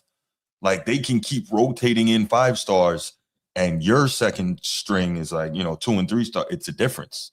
Big. You know, no matter how hard they play and no matter how much heart they have, it's just a difference. So, you know, but Jaden Ausberry, another linebacker who can really play and should be a prime member of that rotation. We mentioned Keon Keeley, who was originally supposed to be with the Irish, went down to Alabama, didn't pan out quite the way that he thought. Obviously, there was also some instability in terms of their coaching staff and all of that, but he hit the portal and he came back home where he was supposed to be, and now he should be, you know, one of those guys in that defensive line rotation. I think he's going to be tough. He should be able to rush the passer, like you said, and if the Irish can get that, man, with that secondary, you might have a chance to get some more picks because guys are going to be throwing stuff up. So, you know, keep your head on the swivel. Make sure you're always looking in the air. Mylan Graham, 5-star receiver recruit from The Ohio State University, got him in the transfer portal along with his buddy Quincy Porter. Porter, I think, he's kind of nicked up right now, but Mylan Graham is a guy who can flat out go. He can fly, obviously. You know, he got some good wide receiver coaching over there at Ohio State. So, you know, if he can kind of fit in with the scheme, could be dangerous. That's a guy to think about. And you mentioned Will Black. Notre Dame always wants to continue to maintain that mentality and that identity as O-line U. So this is a guy now, a true freshman, you know, who can get out there and play. That tells you something. That tells you size, strength, footwork, understanding, conditioning. He's got a lot of things. Now, again, we have to see what happens kind of in the fall camp. But if they're talking about him this way and saying he's got an opportunity to be a real contributor, then that's a beautiful thing. So these are the guys that I'm looking at. Obviously, like we mentioned, you have your Leonard Moores, you have your CJ Carrs, you have those guys here. So, but these are some of the other guys that I'm looking for. Absolutely. And I love the fact that you're mentioning, you know, somebody like a Keon Keeley. It goes back to that depth again. When you get guys like, oh, we know the Boubacar Traore's. Okay, right. Boubacar comes off the field. Wait a minute. Or Bryce Young comes off the field. Guess what? You got a Keon Keeley coming on, or Rodney Dunham coming in. You're not getting you're not getting a play off. Right. You got another guy that's coming in there that's going to bring it to you. And it's just such a dynamic that we have not seen as Irish fans. I haven't seen it in my lifetime. Right. I had to go all the way back to the Holtz years. Yeah. And to your point, you know, you mentioned Charlie Partridge earlier. This is a guy that when he was at Pitt, he was sending linemen to the league regularly. Yeah. And then he coached in the league last year. I think he was with the Colts. So, you know, he can teach you NFL. He can use NFL teaching tape, NFL techniques, tell you what are NFL coaches and scouts looking for. So not only can he help you to be successful on the college level, he can also help you with what could make you successful at the next level. So all of these things come together, which also we're seeing helping with the recruiting piece as well. Absolutely. You know? So, I mean, it all seems to be coming together. But again, it's easy to talk all this now. The end of the day, the Irish have to get on the field and go make it happen. That's the thing. So very true. Very true. Yeah. A lot of things to be optimistic about, but got to go execute now. I mean, that's all you can do. Keep hiding in the bushes, Bruce. Absolutely. Hey, look, I don't want the rat poison. But okay, let's open up the phone lines. We'll take 2 calls here, 904-219-8264, 904-219-8264. We'll take 2 calls and hear from you on players that you believe we should be on the lookout for this season at Notre Dame. What are your thoughts? We want to hear from you. Man, this is I'm excited. Yeah, me too. I don't think we're gonna have a major receiver or a guy that's gonna lead the college world in sacks or maybe interceptions, but sacks. Think everything's gonna be by committee? I think it's gonna be by committee. Bruce, we just so spread out. Unless Chris Ash just decided he's gonna narrow down his rotation, I just don't see it. I don't see a guy. I don't think unless Boubacar gets a bulk of the snaps, I don't see him getting eclipsing 10 sacks, but he has the potential to. Yeah, he does. And I want to see Bryce Young go off. I think he's got all the physical tools. Yes. And all these other guys may really free him up. But to your point, it's going to be, okay, how does Partridge play it in terms of the defensive line and the pass rush? How does Chris Ash play it in terms of the pass rush? So is he going to be sending blitz, or is he going to just say, okay, front 4, go get him, right? We've got a lot to see in terms of how they handle it. And also, see, this can go both ways, right? You mentioned earlier, if you get some pass rush, that's better for the secondary. But the secondary is so good, it may make the quarterback hold the ball longer than he wants to, which opens up the pass rush more. So it works both ways. Caller from Pennsylvania. Who's this? This is Jay Grizz. Jay Grizz, what up? What's going on, Big Brew? Maintaining, man. All right. What you got? Oh, nothing much, man. I just want to talk some Irish football. Shout out to you and Mr. CeeLo and all my Irish family in the chat. No doubt. Appreciate it. All the familiar names, But I just wanted to talk about, guys that might be flying under the radar. Yeah. Like Luke Tallich at safety, He's a big boy with speed, who brings the wood, packs his lunch, his hard hat every day, comes to work and shows up and pops out on film, He might not start, but he's a great depth piece. Yeah. Very low key, underrated. And I can't wait to see him, another year in the program, stronger, bigger, faster. And we'll see where they're going to play him at. I believe that he could play maybe some slot corner, maybe nickel, in like heavy packages, big packages, or as a linebacker, in certain instances. He can play safety, he'll be an integral part on special teams. All this depth is gonna allow our special teams to be awesome, as usual. As Notre Dame has been, outstanding on special teams the past 3 years, especially in that playoff run, played a huge role in us making it to the championship game. Absolutely. So, I'm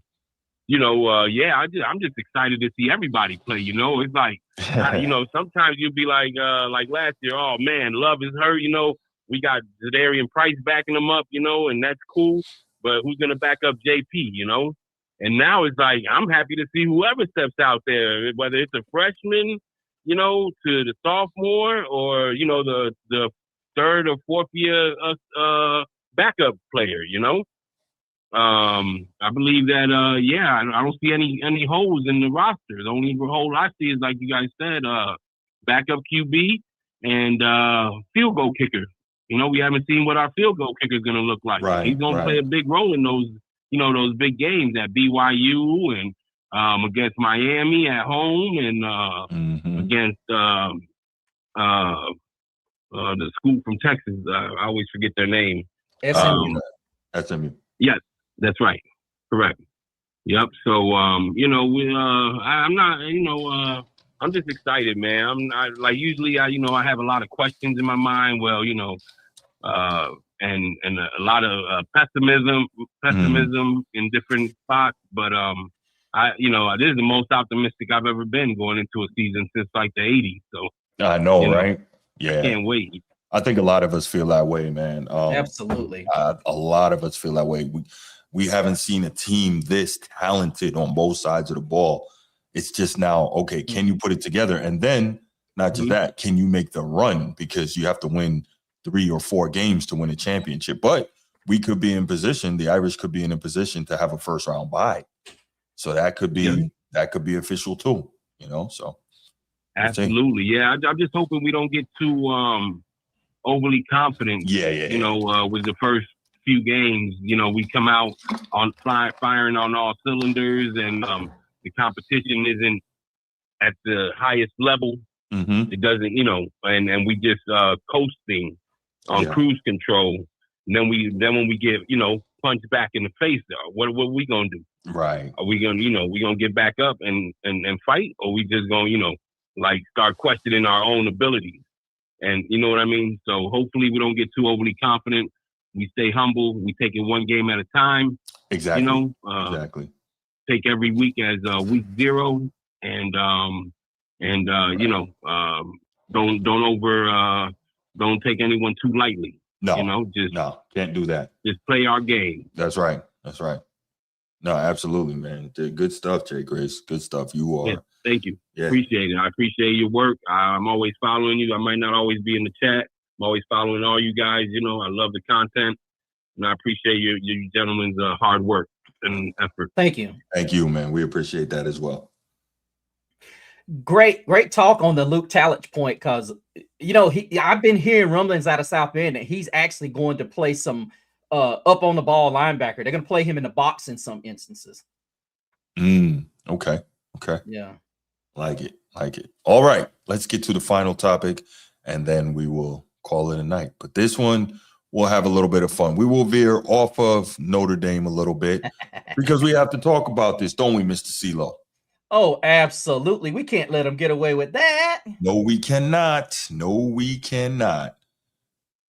Man, we tired of the BS. So, as you can see, SEC whining, right?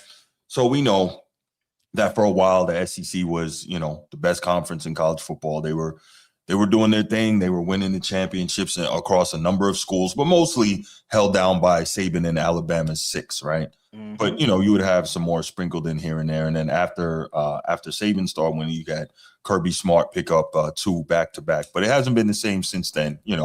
Go Dogs, right, Brad? Notre Dame ran into the SEC champion Georgia Bulldogs in the Sugar Bowl a couple years ago, and punched them in the face, and there you go, and took care of business. You know what I mean? But this is interesting because now we're hearing a bunch of crap from the SEC, and when I say a bunch of crap, I mean a bunch of crap. We're hearing them complaining. For instance, the SEC. Yes, that is correct, Liam, but that is correct. When I say a bunch of crap from the SEC, that's exactly what I mean. Now that everyone can pay their players, the SEC doesn't like it because all of a sudden they're not winning championships anymore. And now you're hearing them complaining all of a sudden, we need Congress. As Liam said, the same people who are all about small government, right? The same people who don't want to deal with the feds, but now they want Congress and the feds to step in and create legislation that all of a sudden controls college football and puts everybody on the same playing field. Well, where was that same playing field when they were winning the championships? We didn't hear anything like this. Last year, we saw the SEC get 5 teams into the playoffs to lead all conferences, right? And then afterwards, Greg Sankey, SEC commissioner, had the nerve to say they should have gotten 7. They don't want to compete. They're the LeBron James of college football. They don't want to compete. They want everything to be easy and smooth so they have the absolute best chance of winning at every turn. I thought it just meant more. What's going on? So you've got that. You've got them whining and complaining. Now they want federal guidance and guidelines about the transfer portal, about the NIL, about the pay for play. And they're complaining and they're saying, well, if everybody can't get on the same page, then maybe we'll just go do our own thing. So, and I'll let you go in a second, Mr. CeeLo. Isn't it so interesting that last year when Notre Dame got jerked and didn't make the college football playoff and refused to play in the Pop-Tarts Bowl, what did we hear? About how sorry and soft they were and how spoiled they were and how they were selfish and how they wanted to take their ball and go home. But now, doesn't it sound like the SEC, an entire conference, wants to take their ball and go home because they can't get their way? What do you think about all this, Mr. CeeLo? I say hypocrisy. That's what I say. And I say too. And here's the problem. I've always been the guy that says I'm gonna keep my mouth shut on certain things because I never know what I might have to answer for those very things in my own world. It's like being the jealous guy that talks about the guy that cheats on his girlfriend and you do the exact same thing. That's because you don't have better options. Sorry, that may be a bad analogy to some folks, but hey, that's the reality. But what really chaps my ass when I hear this is, like you said, when Notre Dame was basically going through its, hey, look, we got the rug yanked out from underneath us. Now all of a sudden you crying because there's rumblings out there. You ain't it no more. You ain't it no more. You ain't the best conference in the world no more. And now all of a sudden, I seem to recall so many stadiums when this happened for 15 years. I kept hearing, and some of you guys that watch my show hear me heckle this. SEC. You guys don't know how annoying that is. And then you have to go to work, school, just in the grocery store, and you hear it. And as Bruce alluded to, when you hear it just means more. The SEC has become the sorry excuses conference. And yes, I'm trademarking that, you guys. You need to. You need to. That's great. And their motto is their excuses just mean more. There you go. If you just want to coach in the SEC, now all of a sudden, you got Steve Sarkisian making excuses. You even got the man, Nick Saban, up there making excuses. Basically saying in a nutshell, winning a national championship don't make your conference the best. But wait a minute. I was making that statement way back in 2007, 2008, 2009, and so on and so forth. But it was, you got to win a national championship to win and be the best conference. Right. Where did the national champion come from? Oh, so that makes the SEC the best conference. Let me shut up because I already know there's some SEC fans mad at me right now. For sure. And that's crazy. That's so crazy because when they were winning the championships, they were saying that made them the best conference. But now you see, like, the disingenuousness is absurd. The lack of consistency with people is wild. So we've got a couple of clips here as well. I want to start with one, and this is something that I've alluded to many times, right? Now, were these SEC teams great teams that were winning championships all these years? Yes. But here's the thing. Whether it was the BCS, whether it was the 4-team playoff, right? We have to look at something, and we have to be honest here. Let's look at, and I think somebody who called in earlier said it, let's look at how many SEC teams generally are in the top 25 preseason ranking. There's normally 8 or 9 of them, right? Between 7 and 9 SEC teams make it. Now, do we not think that has something to do with SEC teams consistently being in position to win, to play for and win championships? What do I mean when I say that? If I start off as a conference with 7 to 9 teams in the top 25 preseason, right? Let's say now I go through the season. Maybe I lose a couple of games, right? I lose 1 or 2 games. Guess what? It doesn't hurt me that much because why? Well, these are ranked losses. So It doesn't hurt me that much. And now I go through and I'm winning. I get extra credit. Why? Because I'm beating ranked teams. So this thing, I'm not going to say it's rigged, but they've kind of got a bit of a head start from the very beginning. So all of these championships they won, again, some really good teams. Cam Newton, I believe, had the single greatest season I've ever seen from a quarterback in NCAA history. We cannot think of another offensive player that was in the NFL that he played with. So Cam Newton really was Superman when he won at Auburn, right? There were some tremendous teams, right? Those Florida Gators teams with Urban Myers, those were great teams. Some of those Bama teams were great teams. Not saying they weren't, LSU, whatever. Not saying they weren't, not saying they didn't have talent. But what I'm saying is when you start with a 10-yard lead, it sure helps, okay? But I was listening to a clip my guy, Mr. CeeLo here, sent me from the Pat McAfee show. I think this was yesterday. ESPN reporter Laura Rutledge came on to the Pat McAfee show. Let's listen here to what she has to say. And I'll just give you a bit of a clue before I press play here. Narrative. Let's go. 14 with the SEC network, which that feels like a good way to transition into. I feel like there's a little hate towards the South. No. So we're just talking about facts and stats and stuff. Okay, that's fine. Except I wanted to point out just a couple things. So I think one of the reasons why the SEC maybe has not advanced as far in the playoff as some SEC fans would like to see is because the competition within the league is so difficult that 9 games of craziness week in and week out.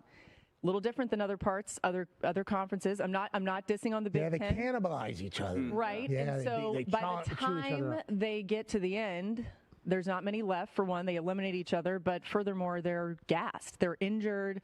They have issues. I'm not making excuses. I'm just pointing out facts because you were pointing out facts. And then no, we're all gassed. I mean, in North, you can't get gassed. Okay, but the other thing I would like to point out is look at the NFL draft and how many players come out of the SEC. Sure. And that's how we good individual players. That's crazy. You guys can't win like that with all the talent. I mean, now you have to start wondering. I got a lot of faith in Kirby Smart as well. Like a selfish league. Yeah, and Lane can't come together. Yeah, can't come together. Southern people are not selfish. I didn't say. No, yeah, Southern people together. We like Southern hospitality. I know that. Miss Laura, I would like to say this as a Southern representative, which I do believe we all agree that you are. Okay, SEC Nation representative and Florida Gator and everything like that. Go Gators. I would like to say I think our relationship with the South has been a little bit rocky for a while. You know, me getting dropped in a college game day, I learned a lot about how the South feels. But what I've learned about the South over these years is, boy, they love ball, man. And, you know, every time we bring it up, like your reaction there naturally was go, excuse me. That is how everybody in the South feels. Set the record so I think that type of pressure and expectation will create some winning yet again. But I'm interested to see how they work it out, honestly. So everybody loves ball. I truly don't believe that. Okay, outside of the Northeast, because the Northeast is like basketball and it's cold. It gets really cold. But everybody outside of Northeast loves college basketball. So we got to, I'm sorry, college football. So we got to stop this business of they love ball. And what it is a lot of these Southern states don't have professional teams other than their college football. So it's not necessarily that they love ball more. It's just they don't have anything else. That's 2 separate things, right? Secondly, Laura Rutledge, you would open your mouth to lie and talk about hate towards the South? Really? The South has been hating the North since 1865. Are you serious here? No. Like, real talk. Like, that was an absurd statement for her to make.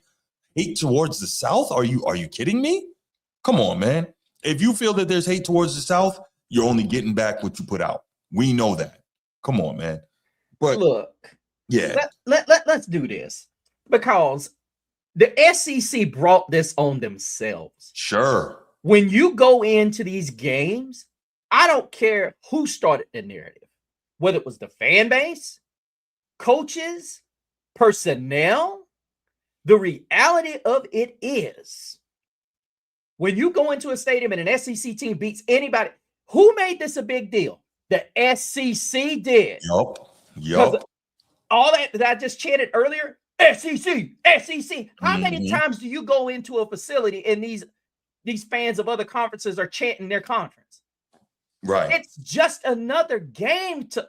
That's like when we beat Georgia. Yeah, it was in college football playoff. College football playoff. Guess what? It wasn't our Super Bowl. No. We were more excited for beating Penn State than we were beating Georgia. I gotta push back. I was extremely excited to be. When the SEC took that L and we smacked around their champion, oh my gosh, that was incredible. I made a lot of calls that next morning. Hey, listen, I put out a lot of stuff on Facebook too, but when we knocked off Penn State and went to the Natty, yeah, and the thing is, I'm not sitting here saying that a win against an SEC opponent's not a big deal. Right. But who made it the big deal? Was it us or them? That's a great point. Yeah. And then you got those people sitting around pushing all these narratives like she just did. So let me ask you this, right? I know, Mr. CeeLo, you have heard the expression iron sharpens iron, right? One of my favorites. Oh, there you go. So if the SEC is so great and so tough, playing through that gauntlet and all those great teams in that conference, that should make you better, right?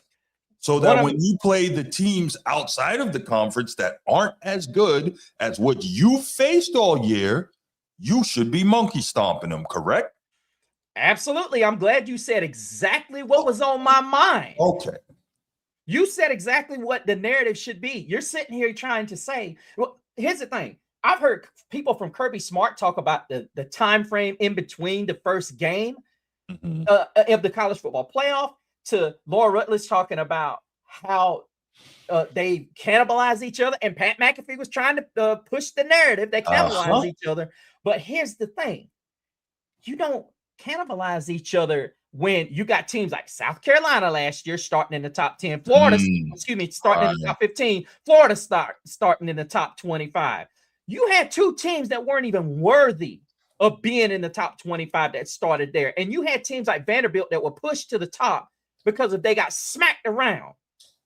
And you even had Arkansas on the verge of being in the top 25. They were getting votes to be in the top 25. And it goes back to the same narrative that you were talking about earlier. The question I always have, me and certain people in my family here around Dublin, we always have a bet. How many SEC teams are they going to rank this year? Oh, yeah, for sure. And so check this out, right? Here's another thing, right? So ESPN, college football playoff, right? They air that. Cool.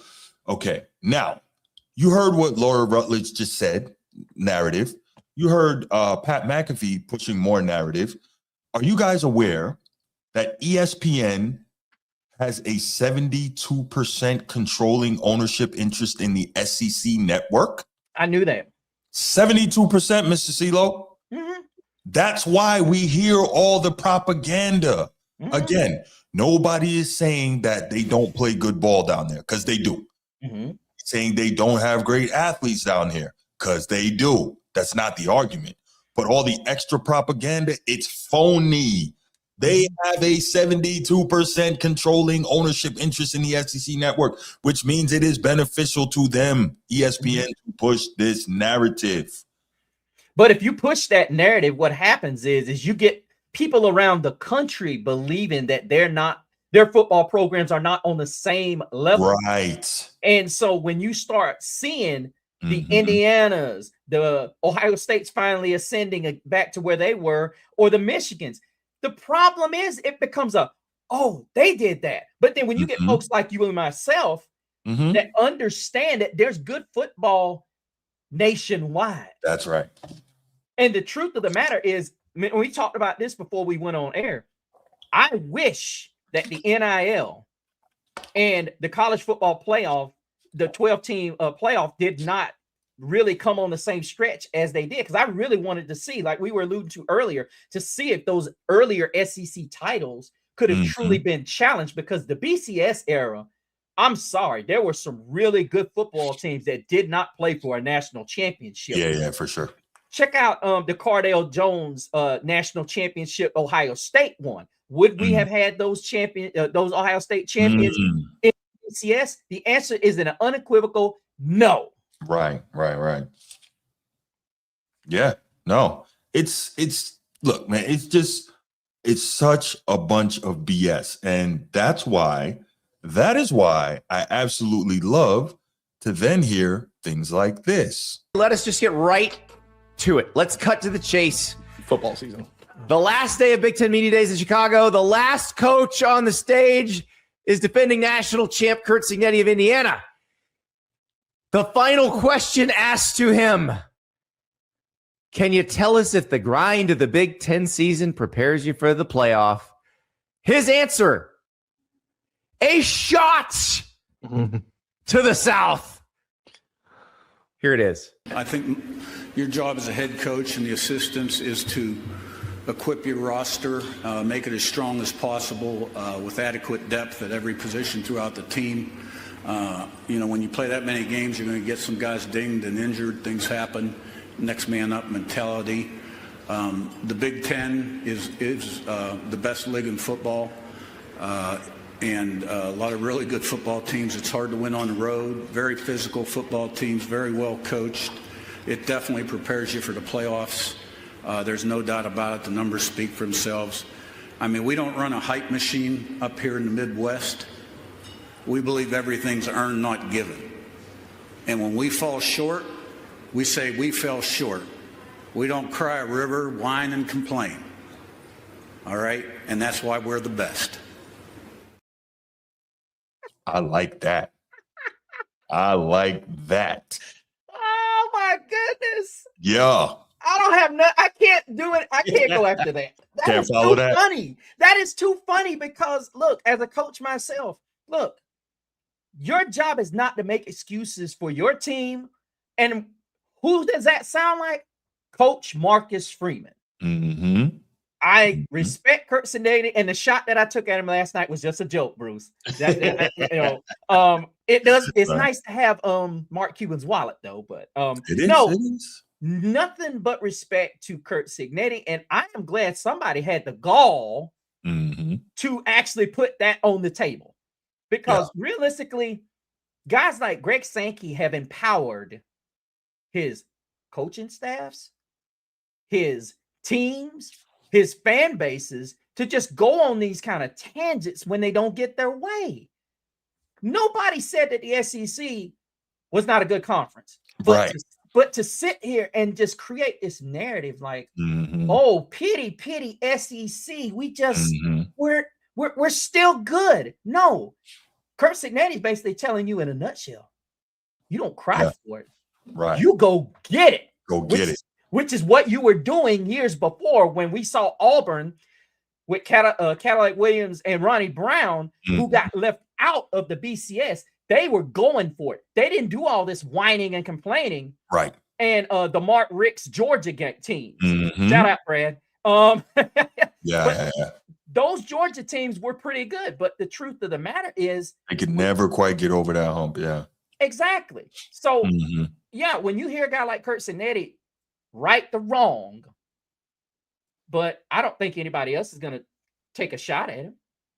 No, I love it. I mean, because listen, that's the one guy you can't take a shot at. If you look at his path, coming from JMU and then, going to Indiana, the worst FBS team of all time before he got there, and you flip him into a champion in 2 years, like, nobody can say anything to Curt Cignetti. Even if he never wins another game, you can't say a word to him because he got the job done. Oh, the SEC fanboys will, because they're full of excuses. That's why they're called a sorry excuses conference. Right. Their excuses mean more. So, I mean, when you think about where the dynamics of the SEC is going, this all to me stems from the fact that they're trying, like you said, to get congressional preferential treatment. I mean, because let's keep it real. Don't Congress have a lot more things to be worried about than worried about college football?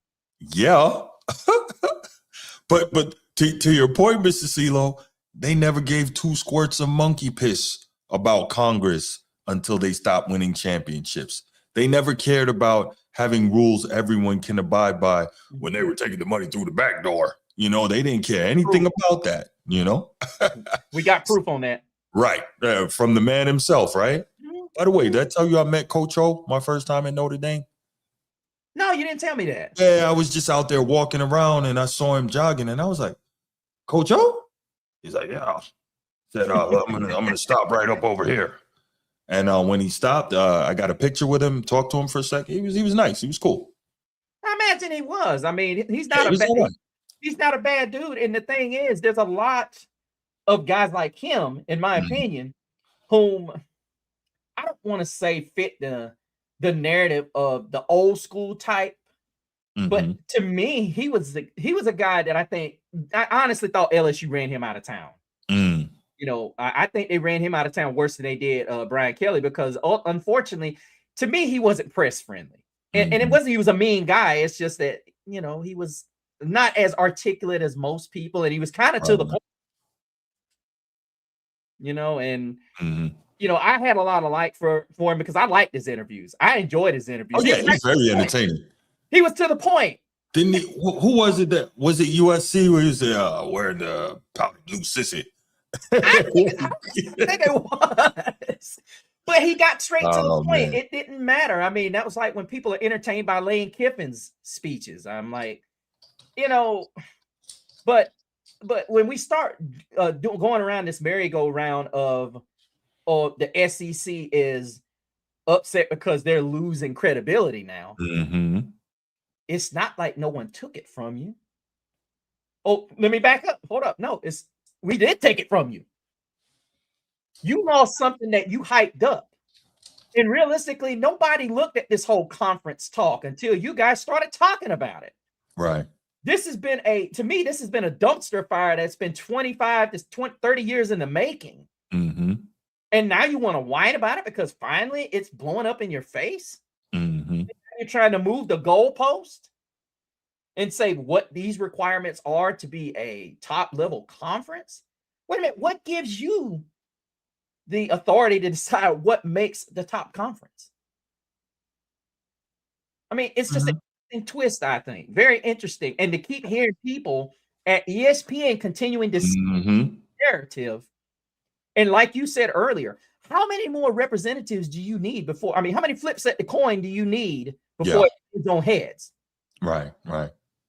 Yeah, no, it's a problem. But and my biggest thing is now, you know, when you got them really Greg Sankey at SEC Media Days saying that it's not just a leverage play, that there's real serious actual consideration of the SEC possibly, you know, leaving and doing their own thing. I'm like, really? Y'all really think you're going to do that?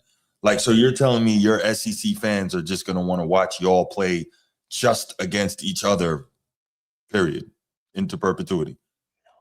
No. Right. So, because at the end of the day, the whole thing of the SEC is showing that they run the college football world. So if you don't have the opportunity for your best to play against somebody else's best so you can show you're better, what's the point? That's going to get tired real fast. Like, come on, man. Come on. What is your investment in this? If you're just playing just the Southeastern schools, what kind of investment do you have? I mean, ultimately, you want to be able to play the Ohio States and the Indianas and the Notre Dames, the USCs. I hate to say that. You want to be able to play those teams. Because the blue blood, the Michigans and absolutely. Absolutely. So yeah, go ahead. I'm sorry. No, I was like, what do you hope to accomplish? Maybe 10 years ago, had Sankey pulled this card, he might have some leverage. Right. But but why didn't he do this 10 years ago? Yeah. Because they were winning. Exactly. There's your common theme right there. He didn't pull this because he was winning. Now, all of a sudden, he has no leverage. He needs to learn the art of the negotiation.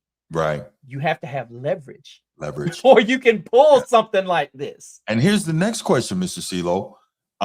Even if they were to do this, do they believe that ESPN is going to support them just going off on their own, doing their own thing? That's good. TV networks are not in the business of losing money, right? What I've been hearing, ESPN has been losing money. Well, that's why they're making cuts Exactly. But I mean, let's look at it this way, right? People complain about Notre Dame and their NBC deal. And this is what I always say. Do they think that if Notre Dame wasn't making them tons of money that they'd keep re-upping them? In the time since Notre Dame has had this deal, I think it's been since like 91, they have NBC has paid them almost $1 billion. $1 billion. I mean, do people think that NBC would be paying almost $1 billion if they weren't making money? Is that what they think? Come on, man. This is insane. It's not insane. In the dynamics that we deal with in our society now, in what I like to call the stupid information age. Right. You got people that really believe the hogwash instead of just understanding and doing a little bit of research and using a little bit of reasoning. Nah, that's too much. Yeah, it is. And it's all a little bit of work, but it's too much, like you said. Why would NBC, and I'll make a wrestling reference. I was a big WCW fan back in the day. Me too. And what was the reason that WCW got sold by Time Warner and AOL?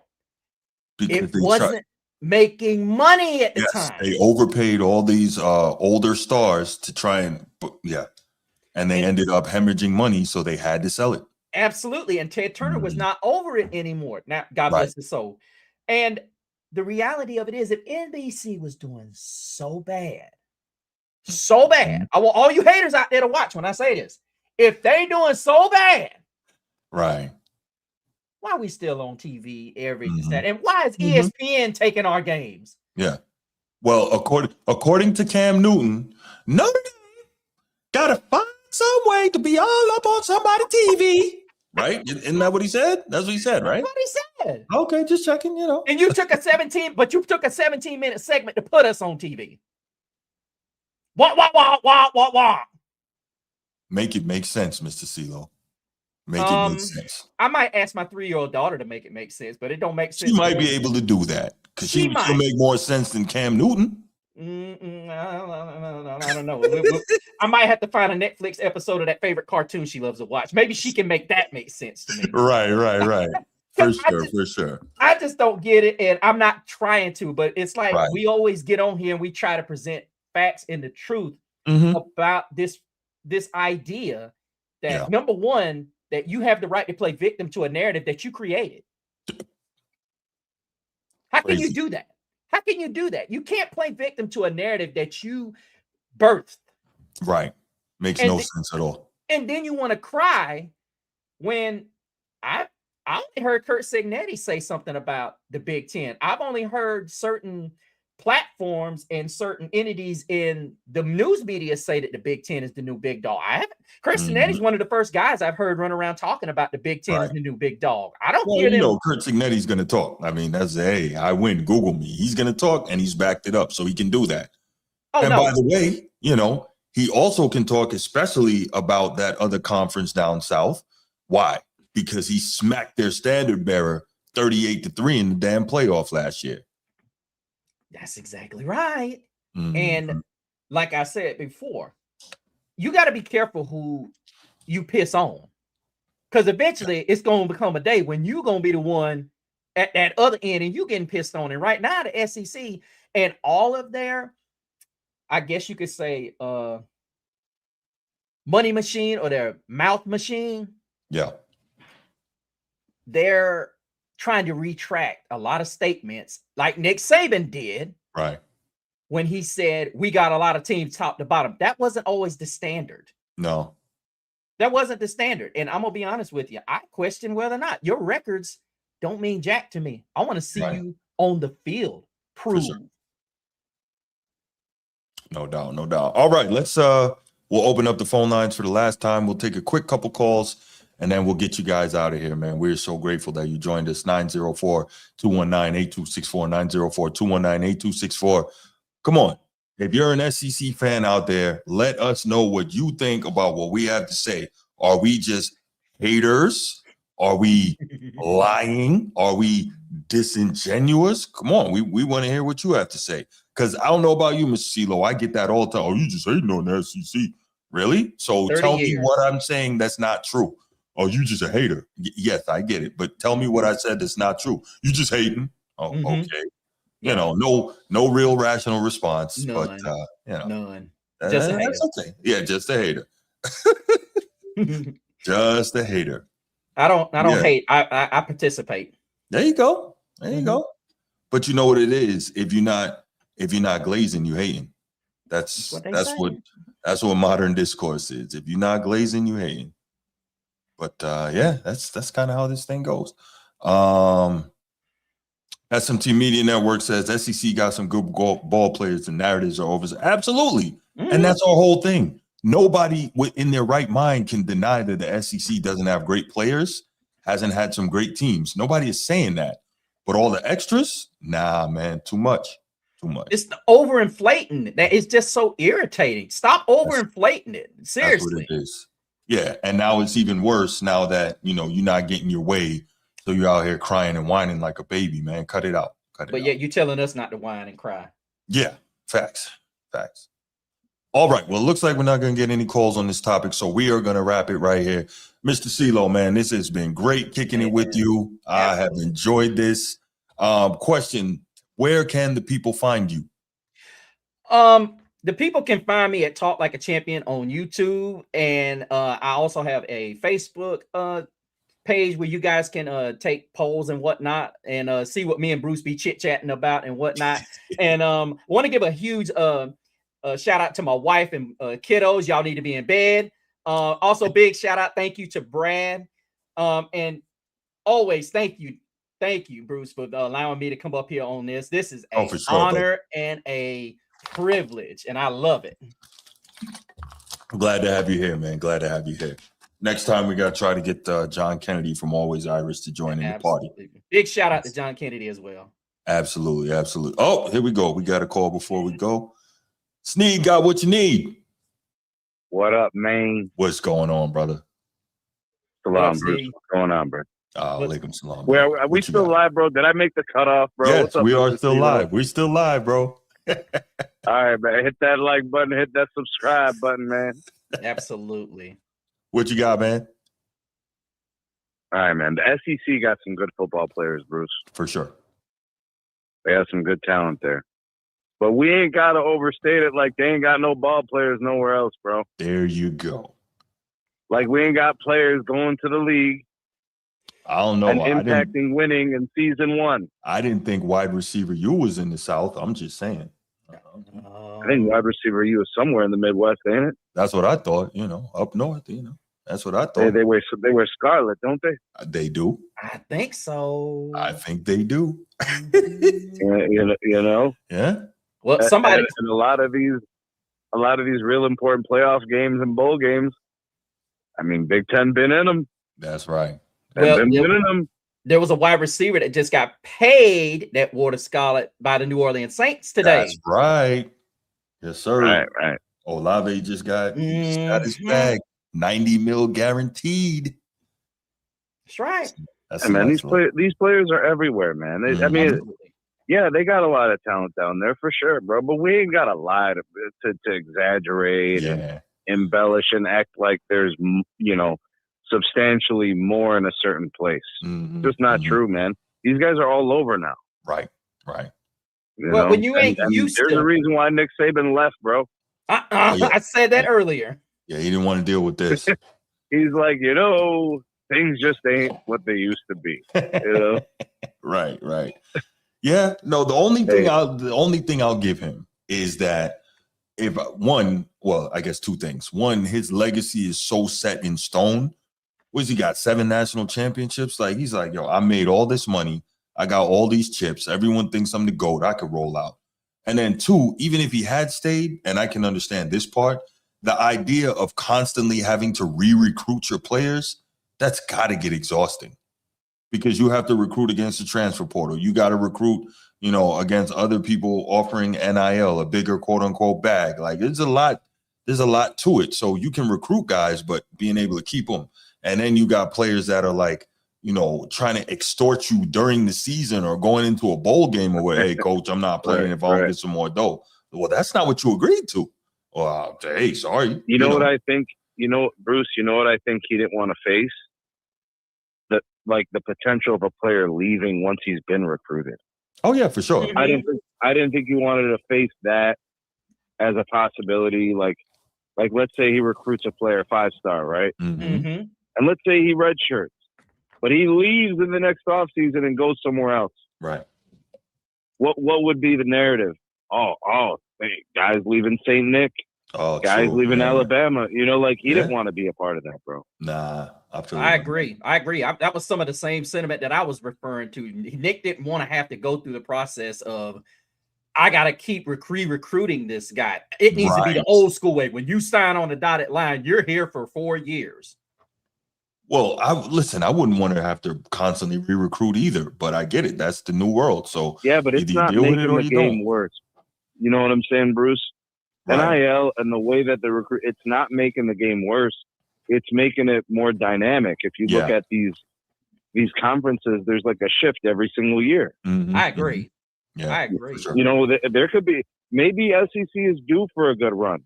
They might be quiet for some years now, right? They might be. They could. This year looks pretty wide open. It really does in terms of who could win it all. But I'll tell you what, bro. Based on the quarterback play we've been seeing out of the SEC, I don't see it, bro. That's a big one. No, you're right. I don't see it. It used to be the way, bro, but I don't see it no more. Yeah. No, you're right. That's kind of it kind of handicaps you when everybody's getting into the, you know, I can play at the, you know, the roulette board now.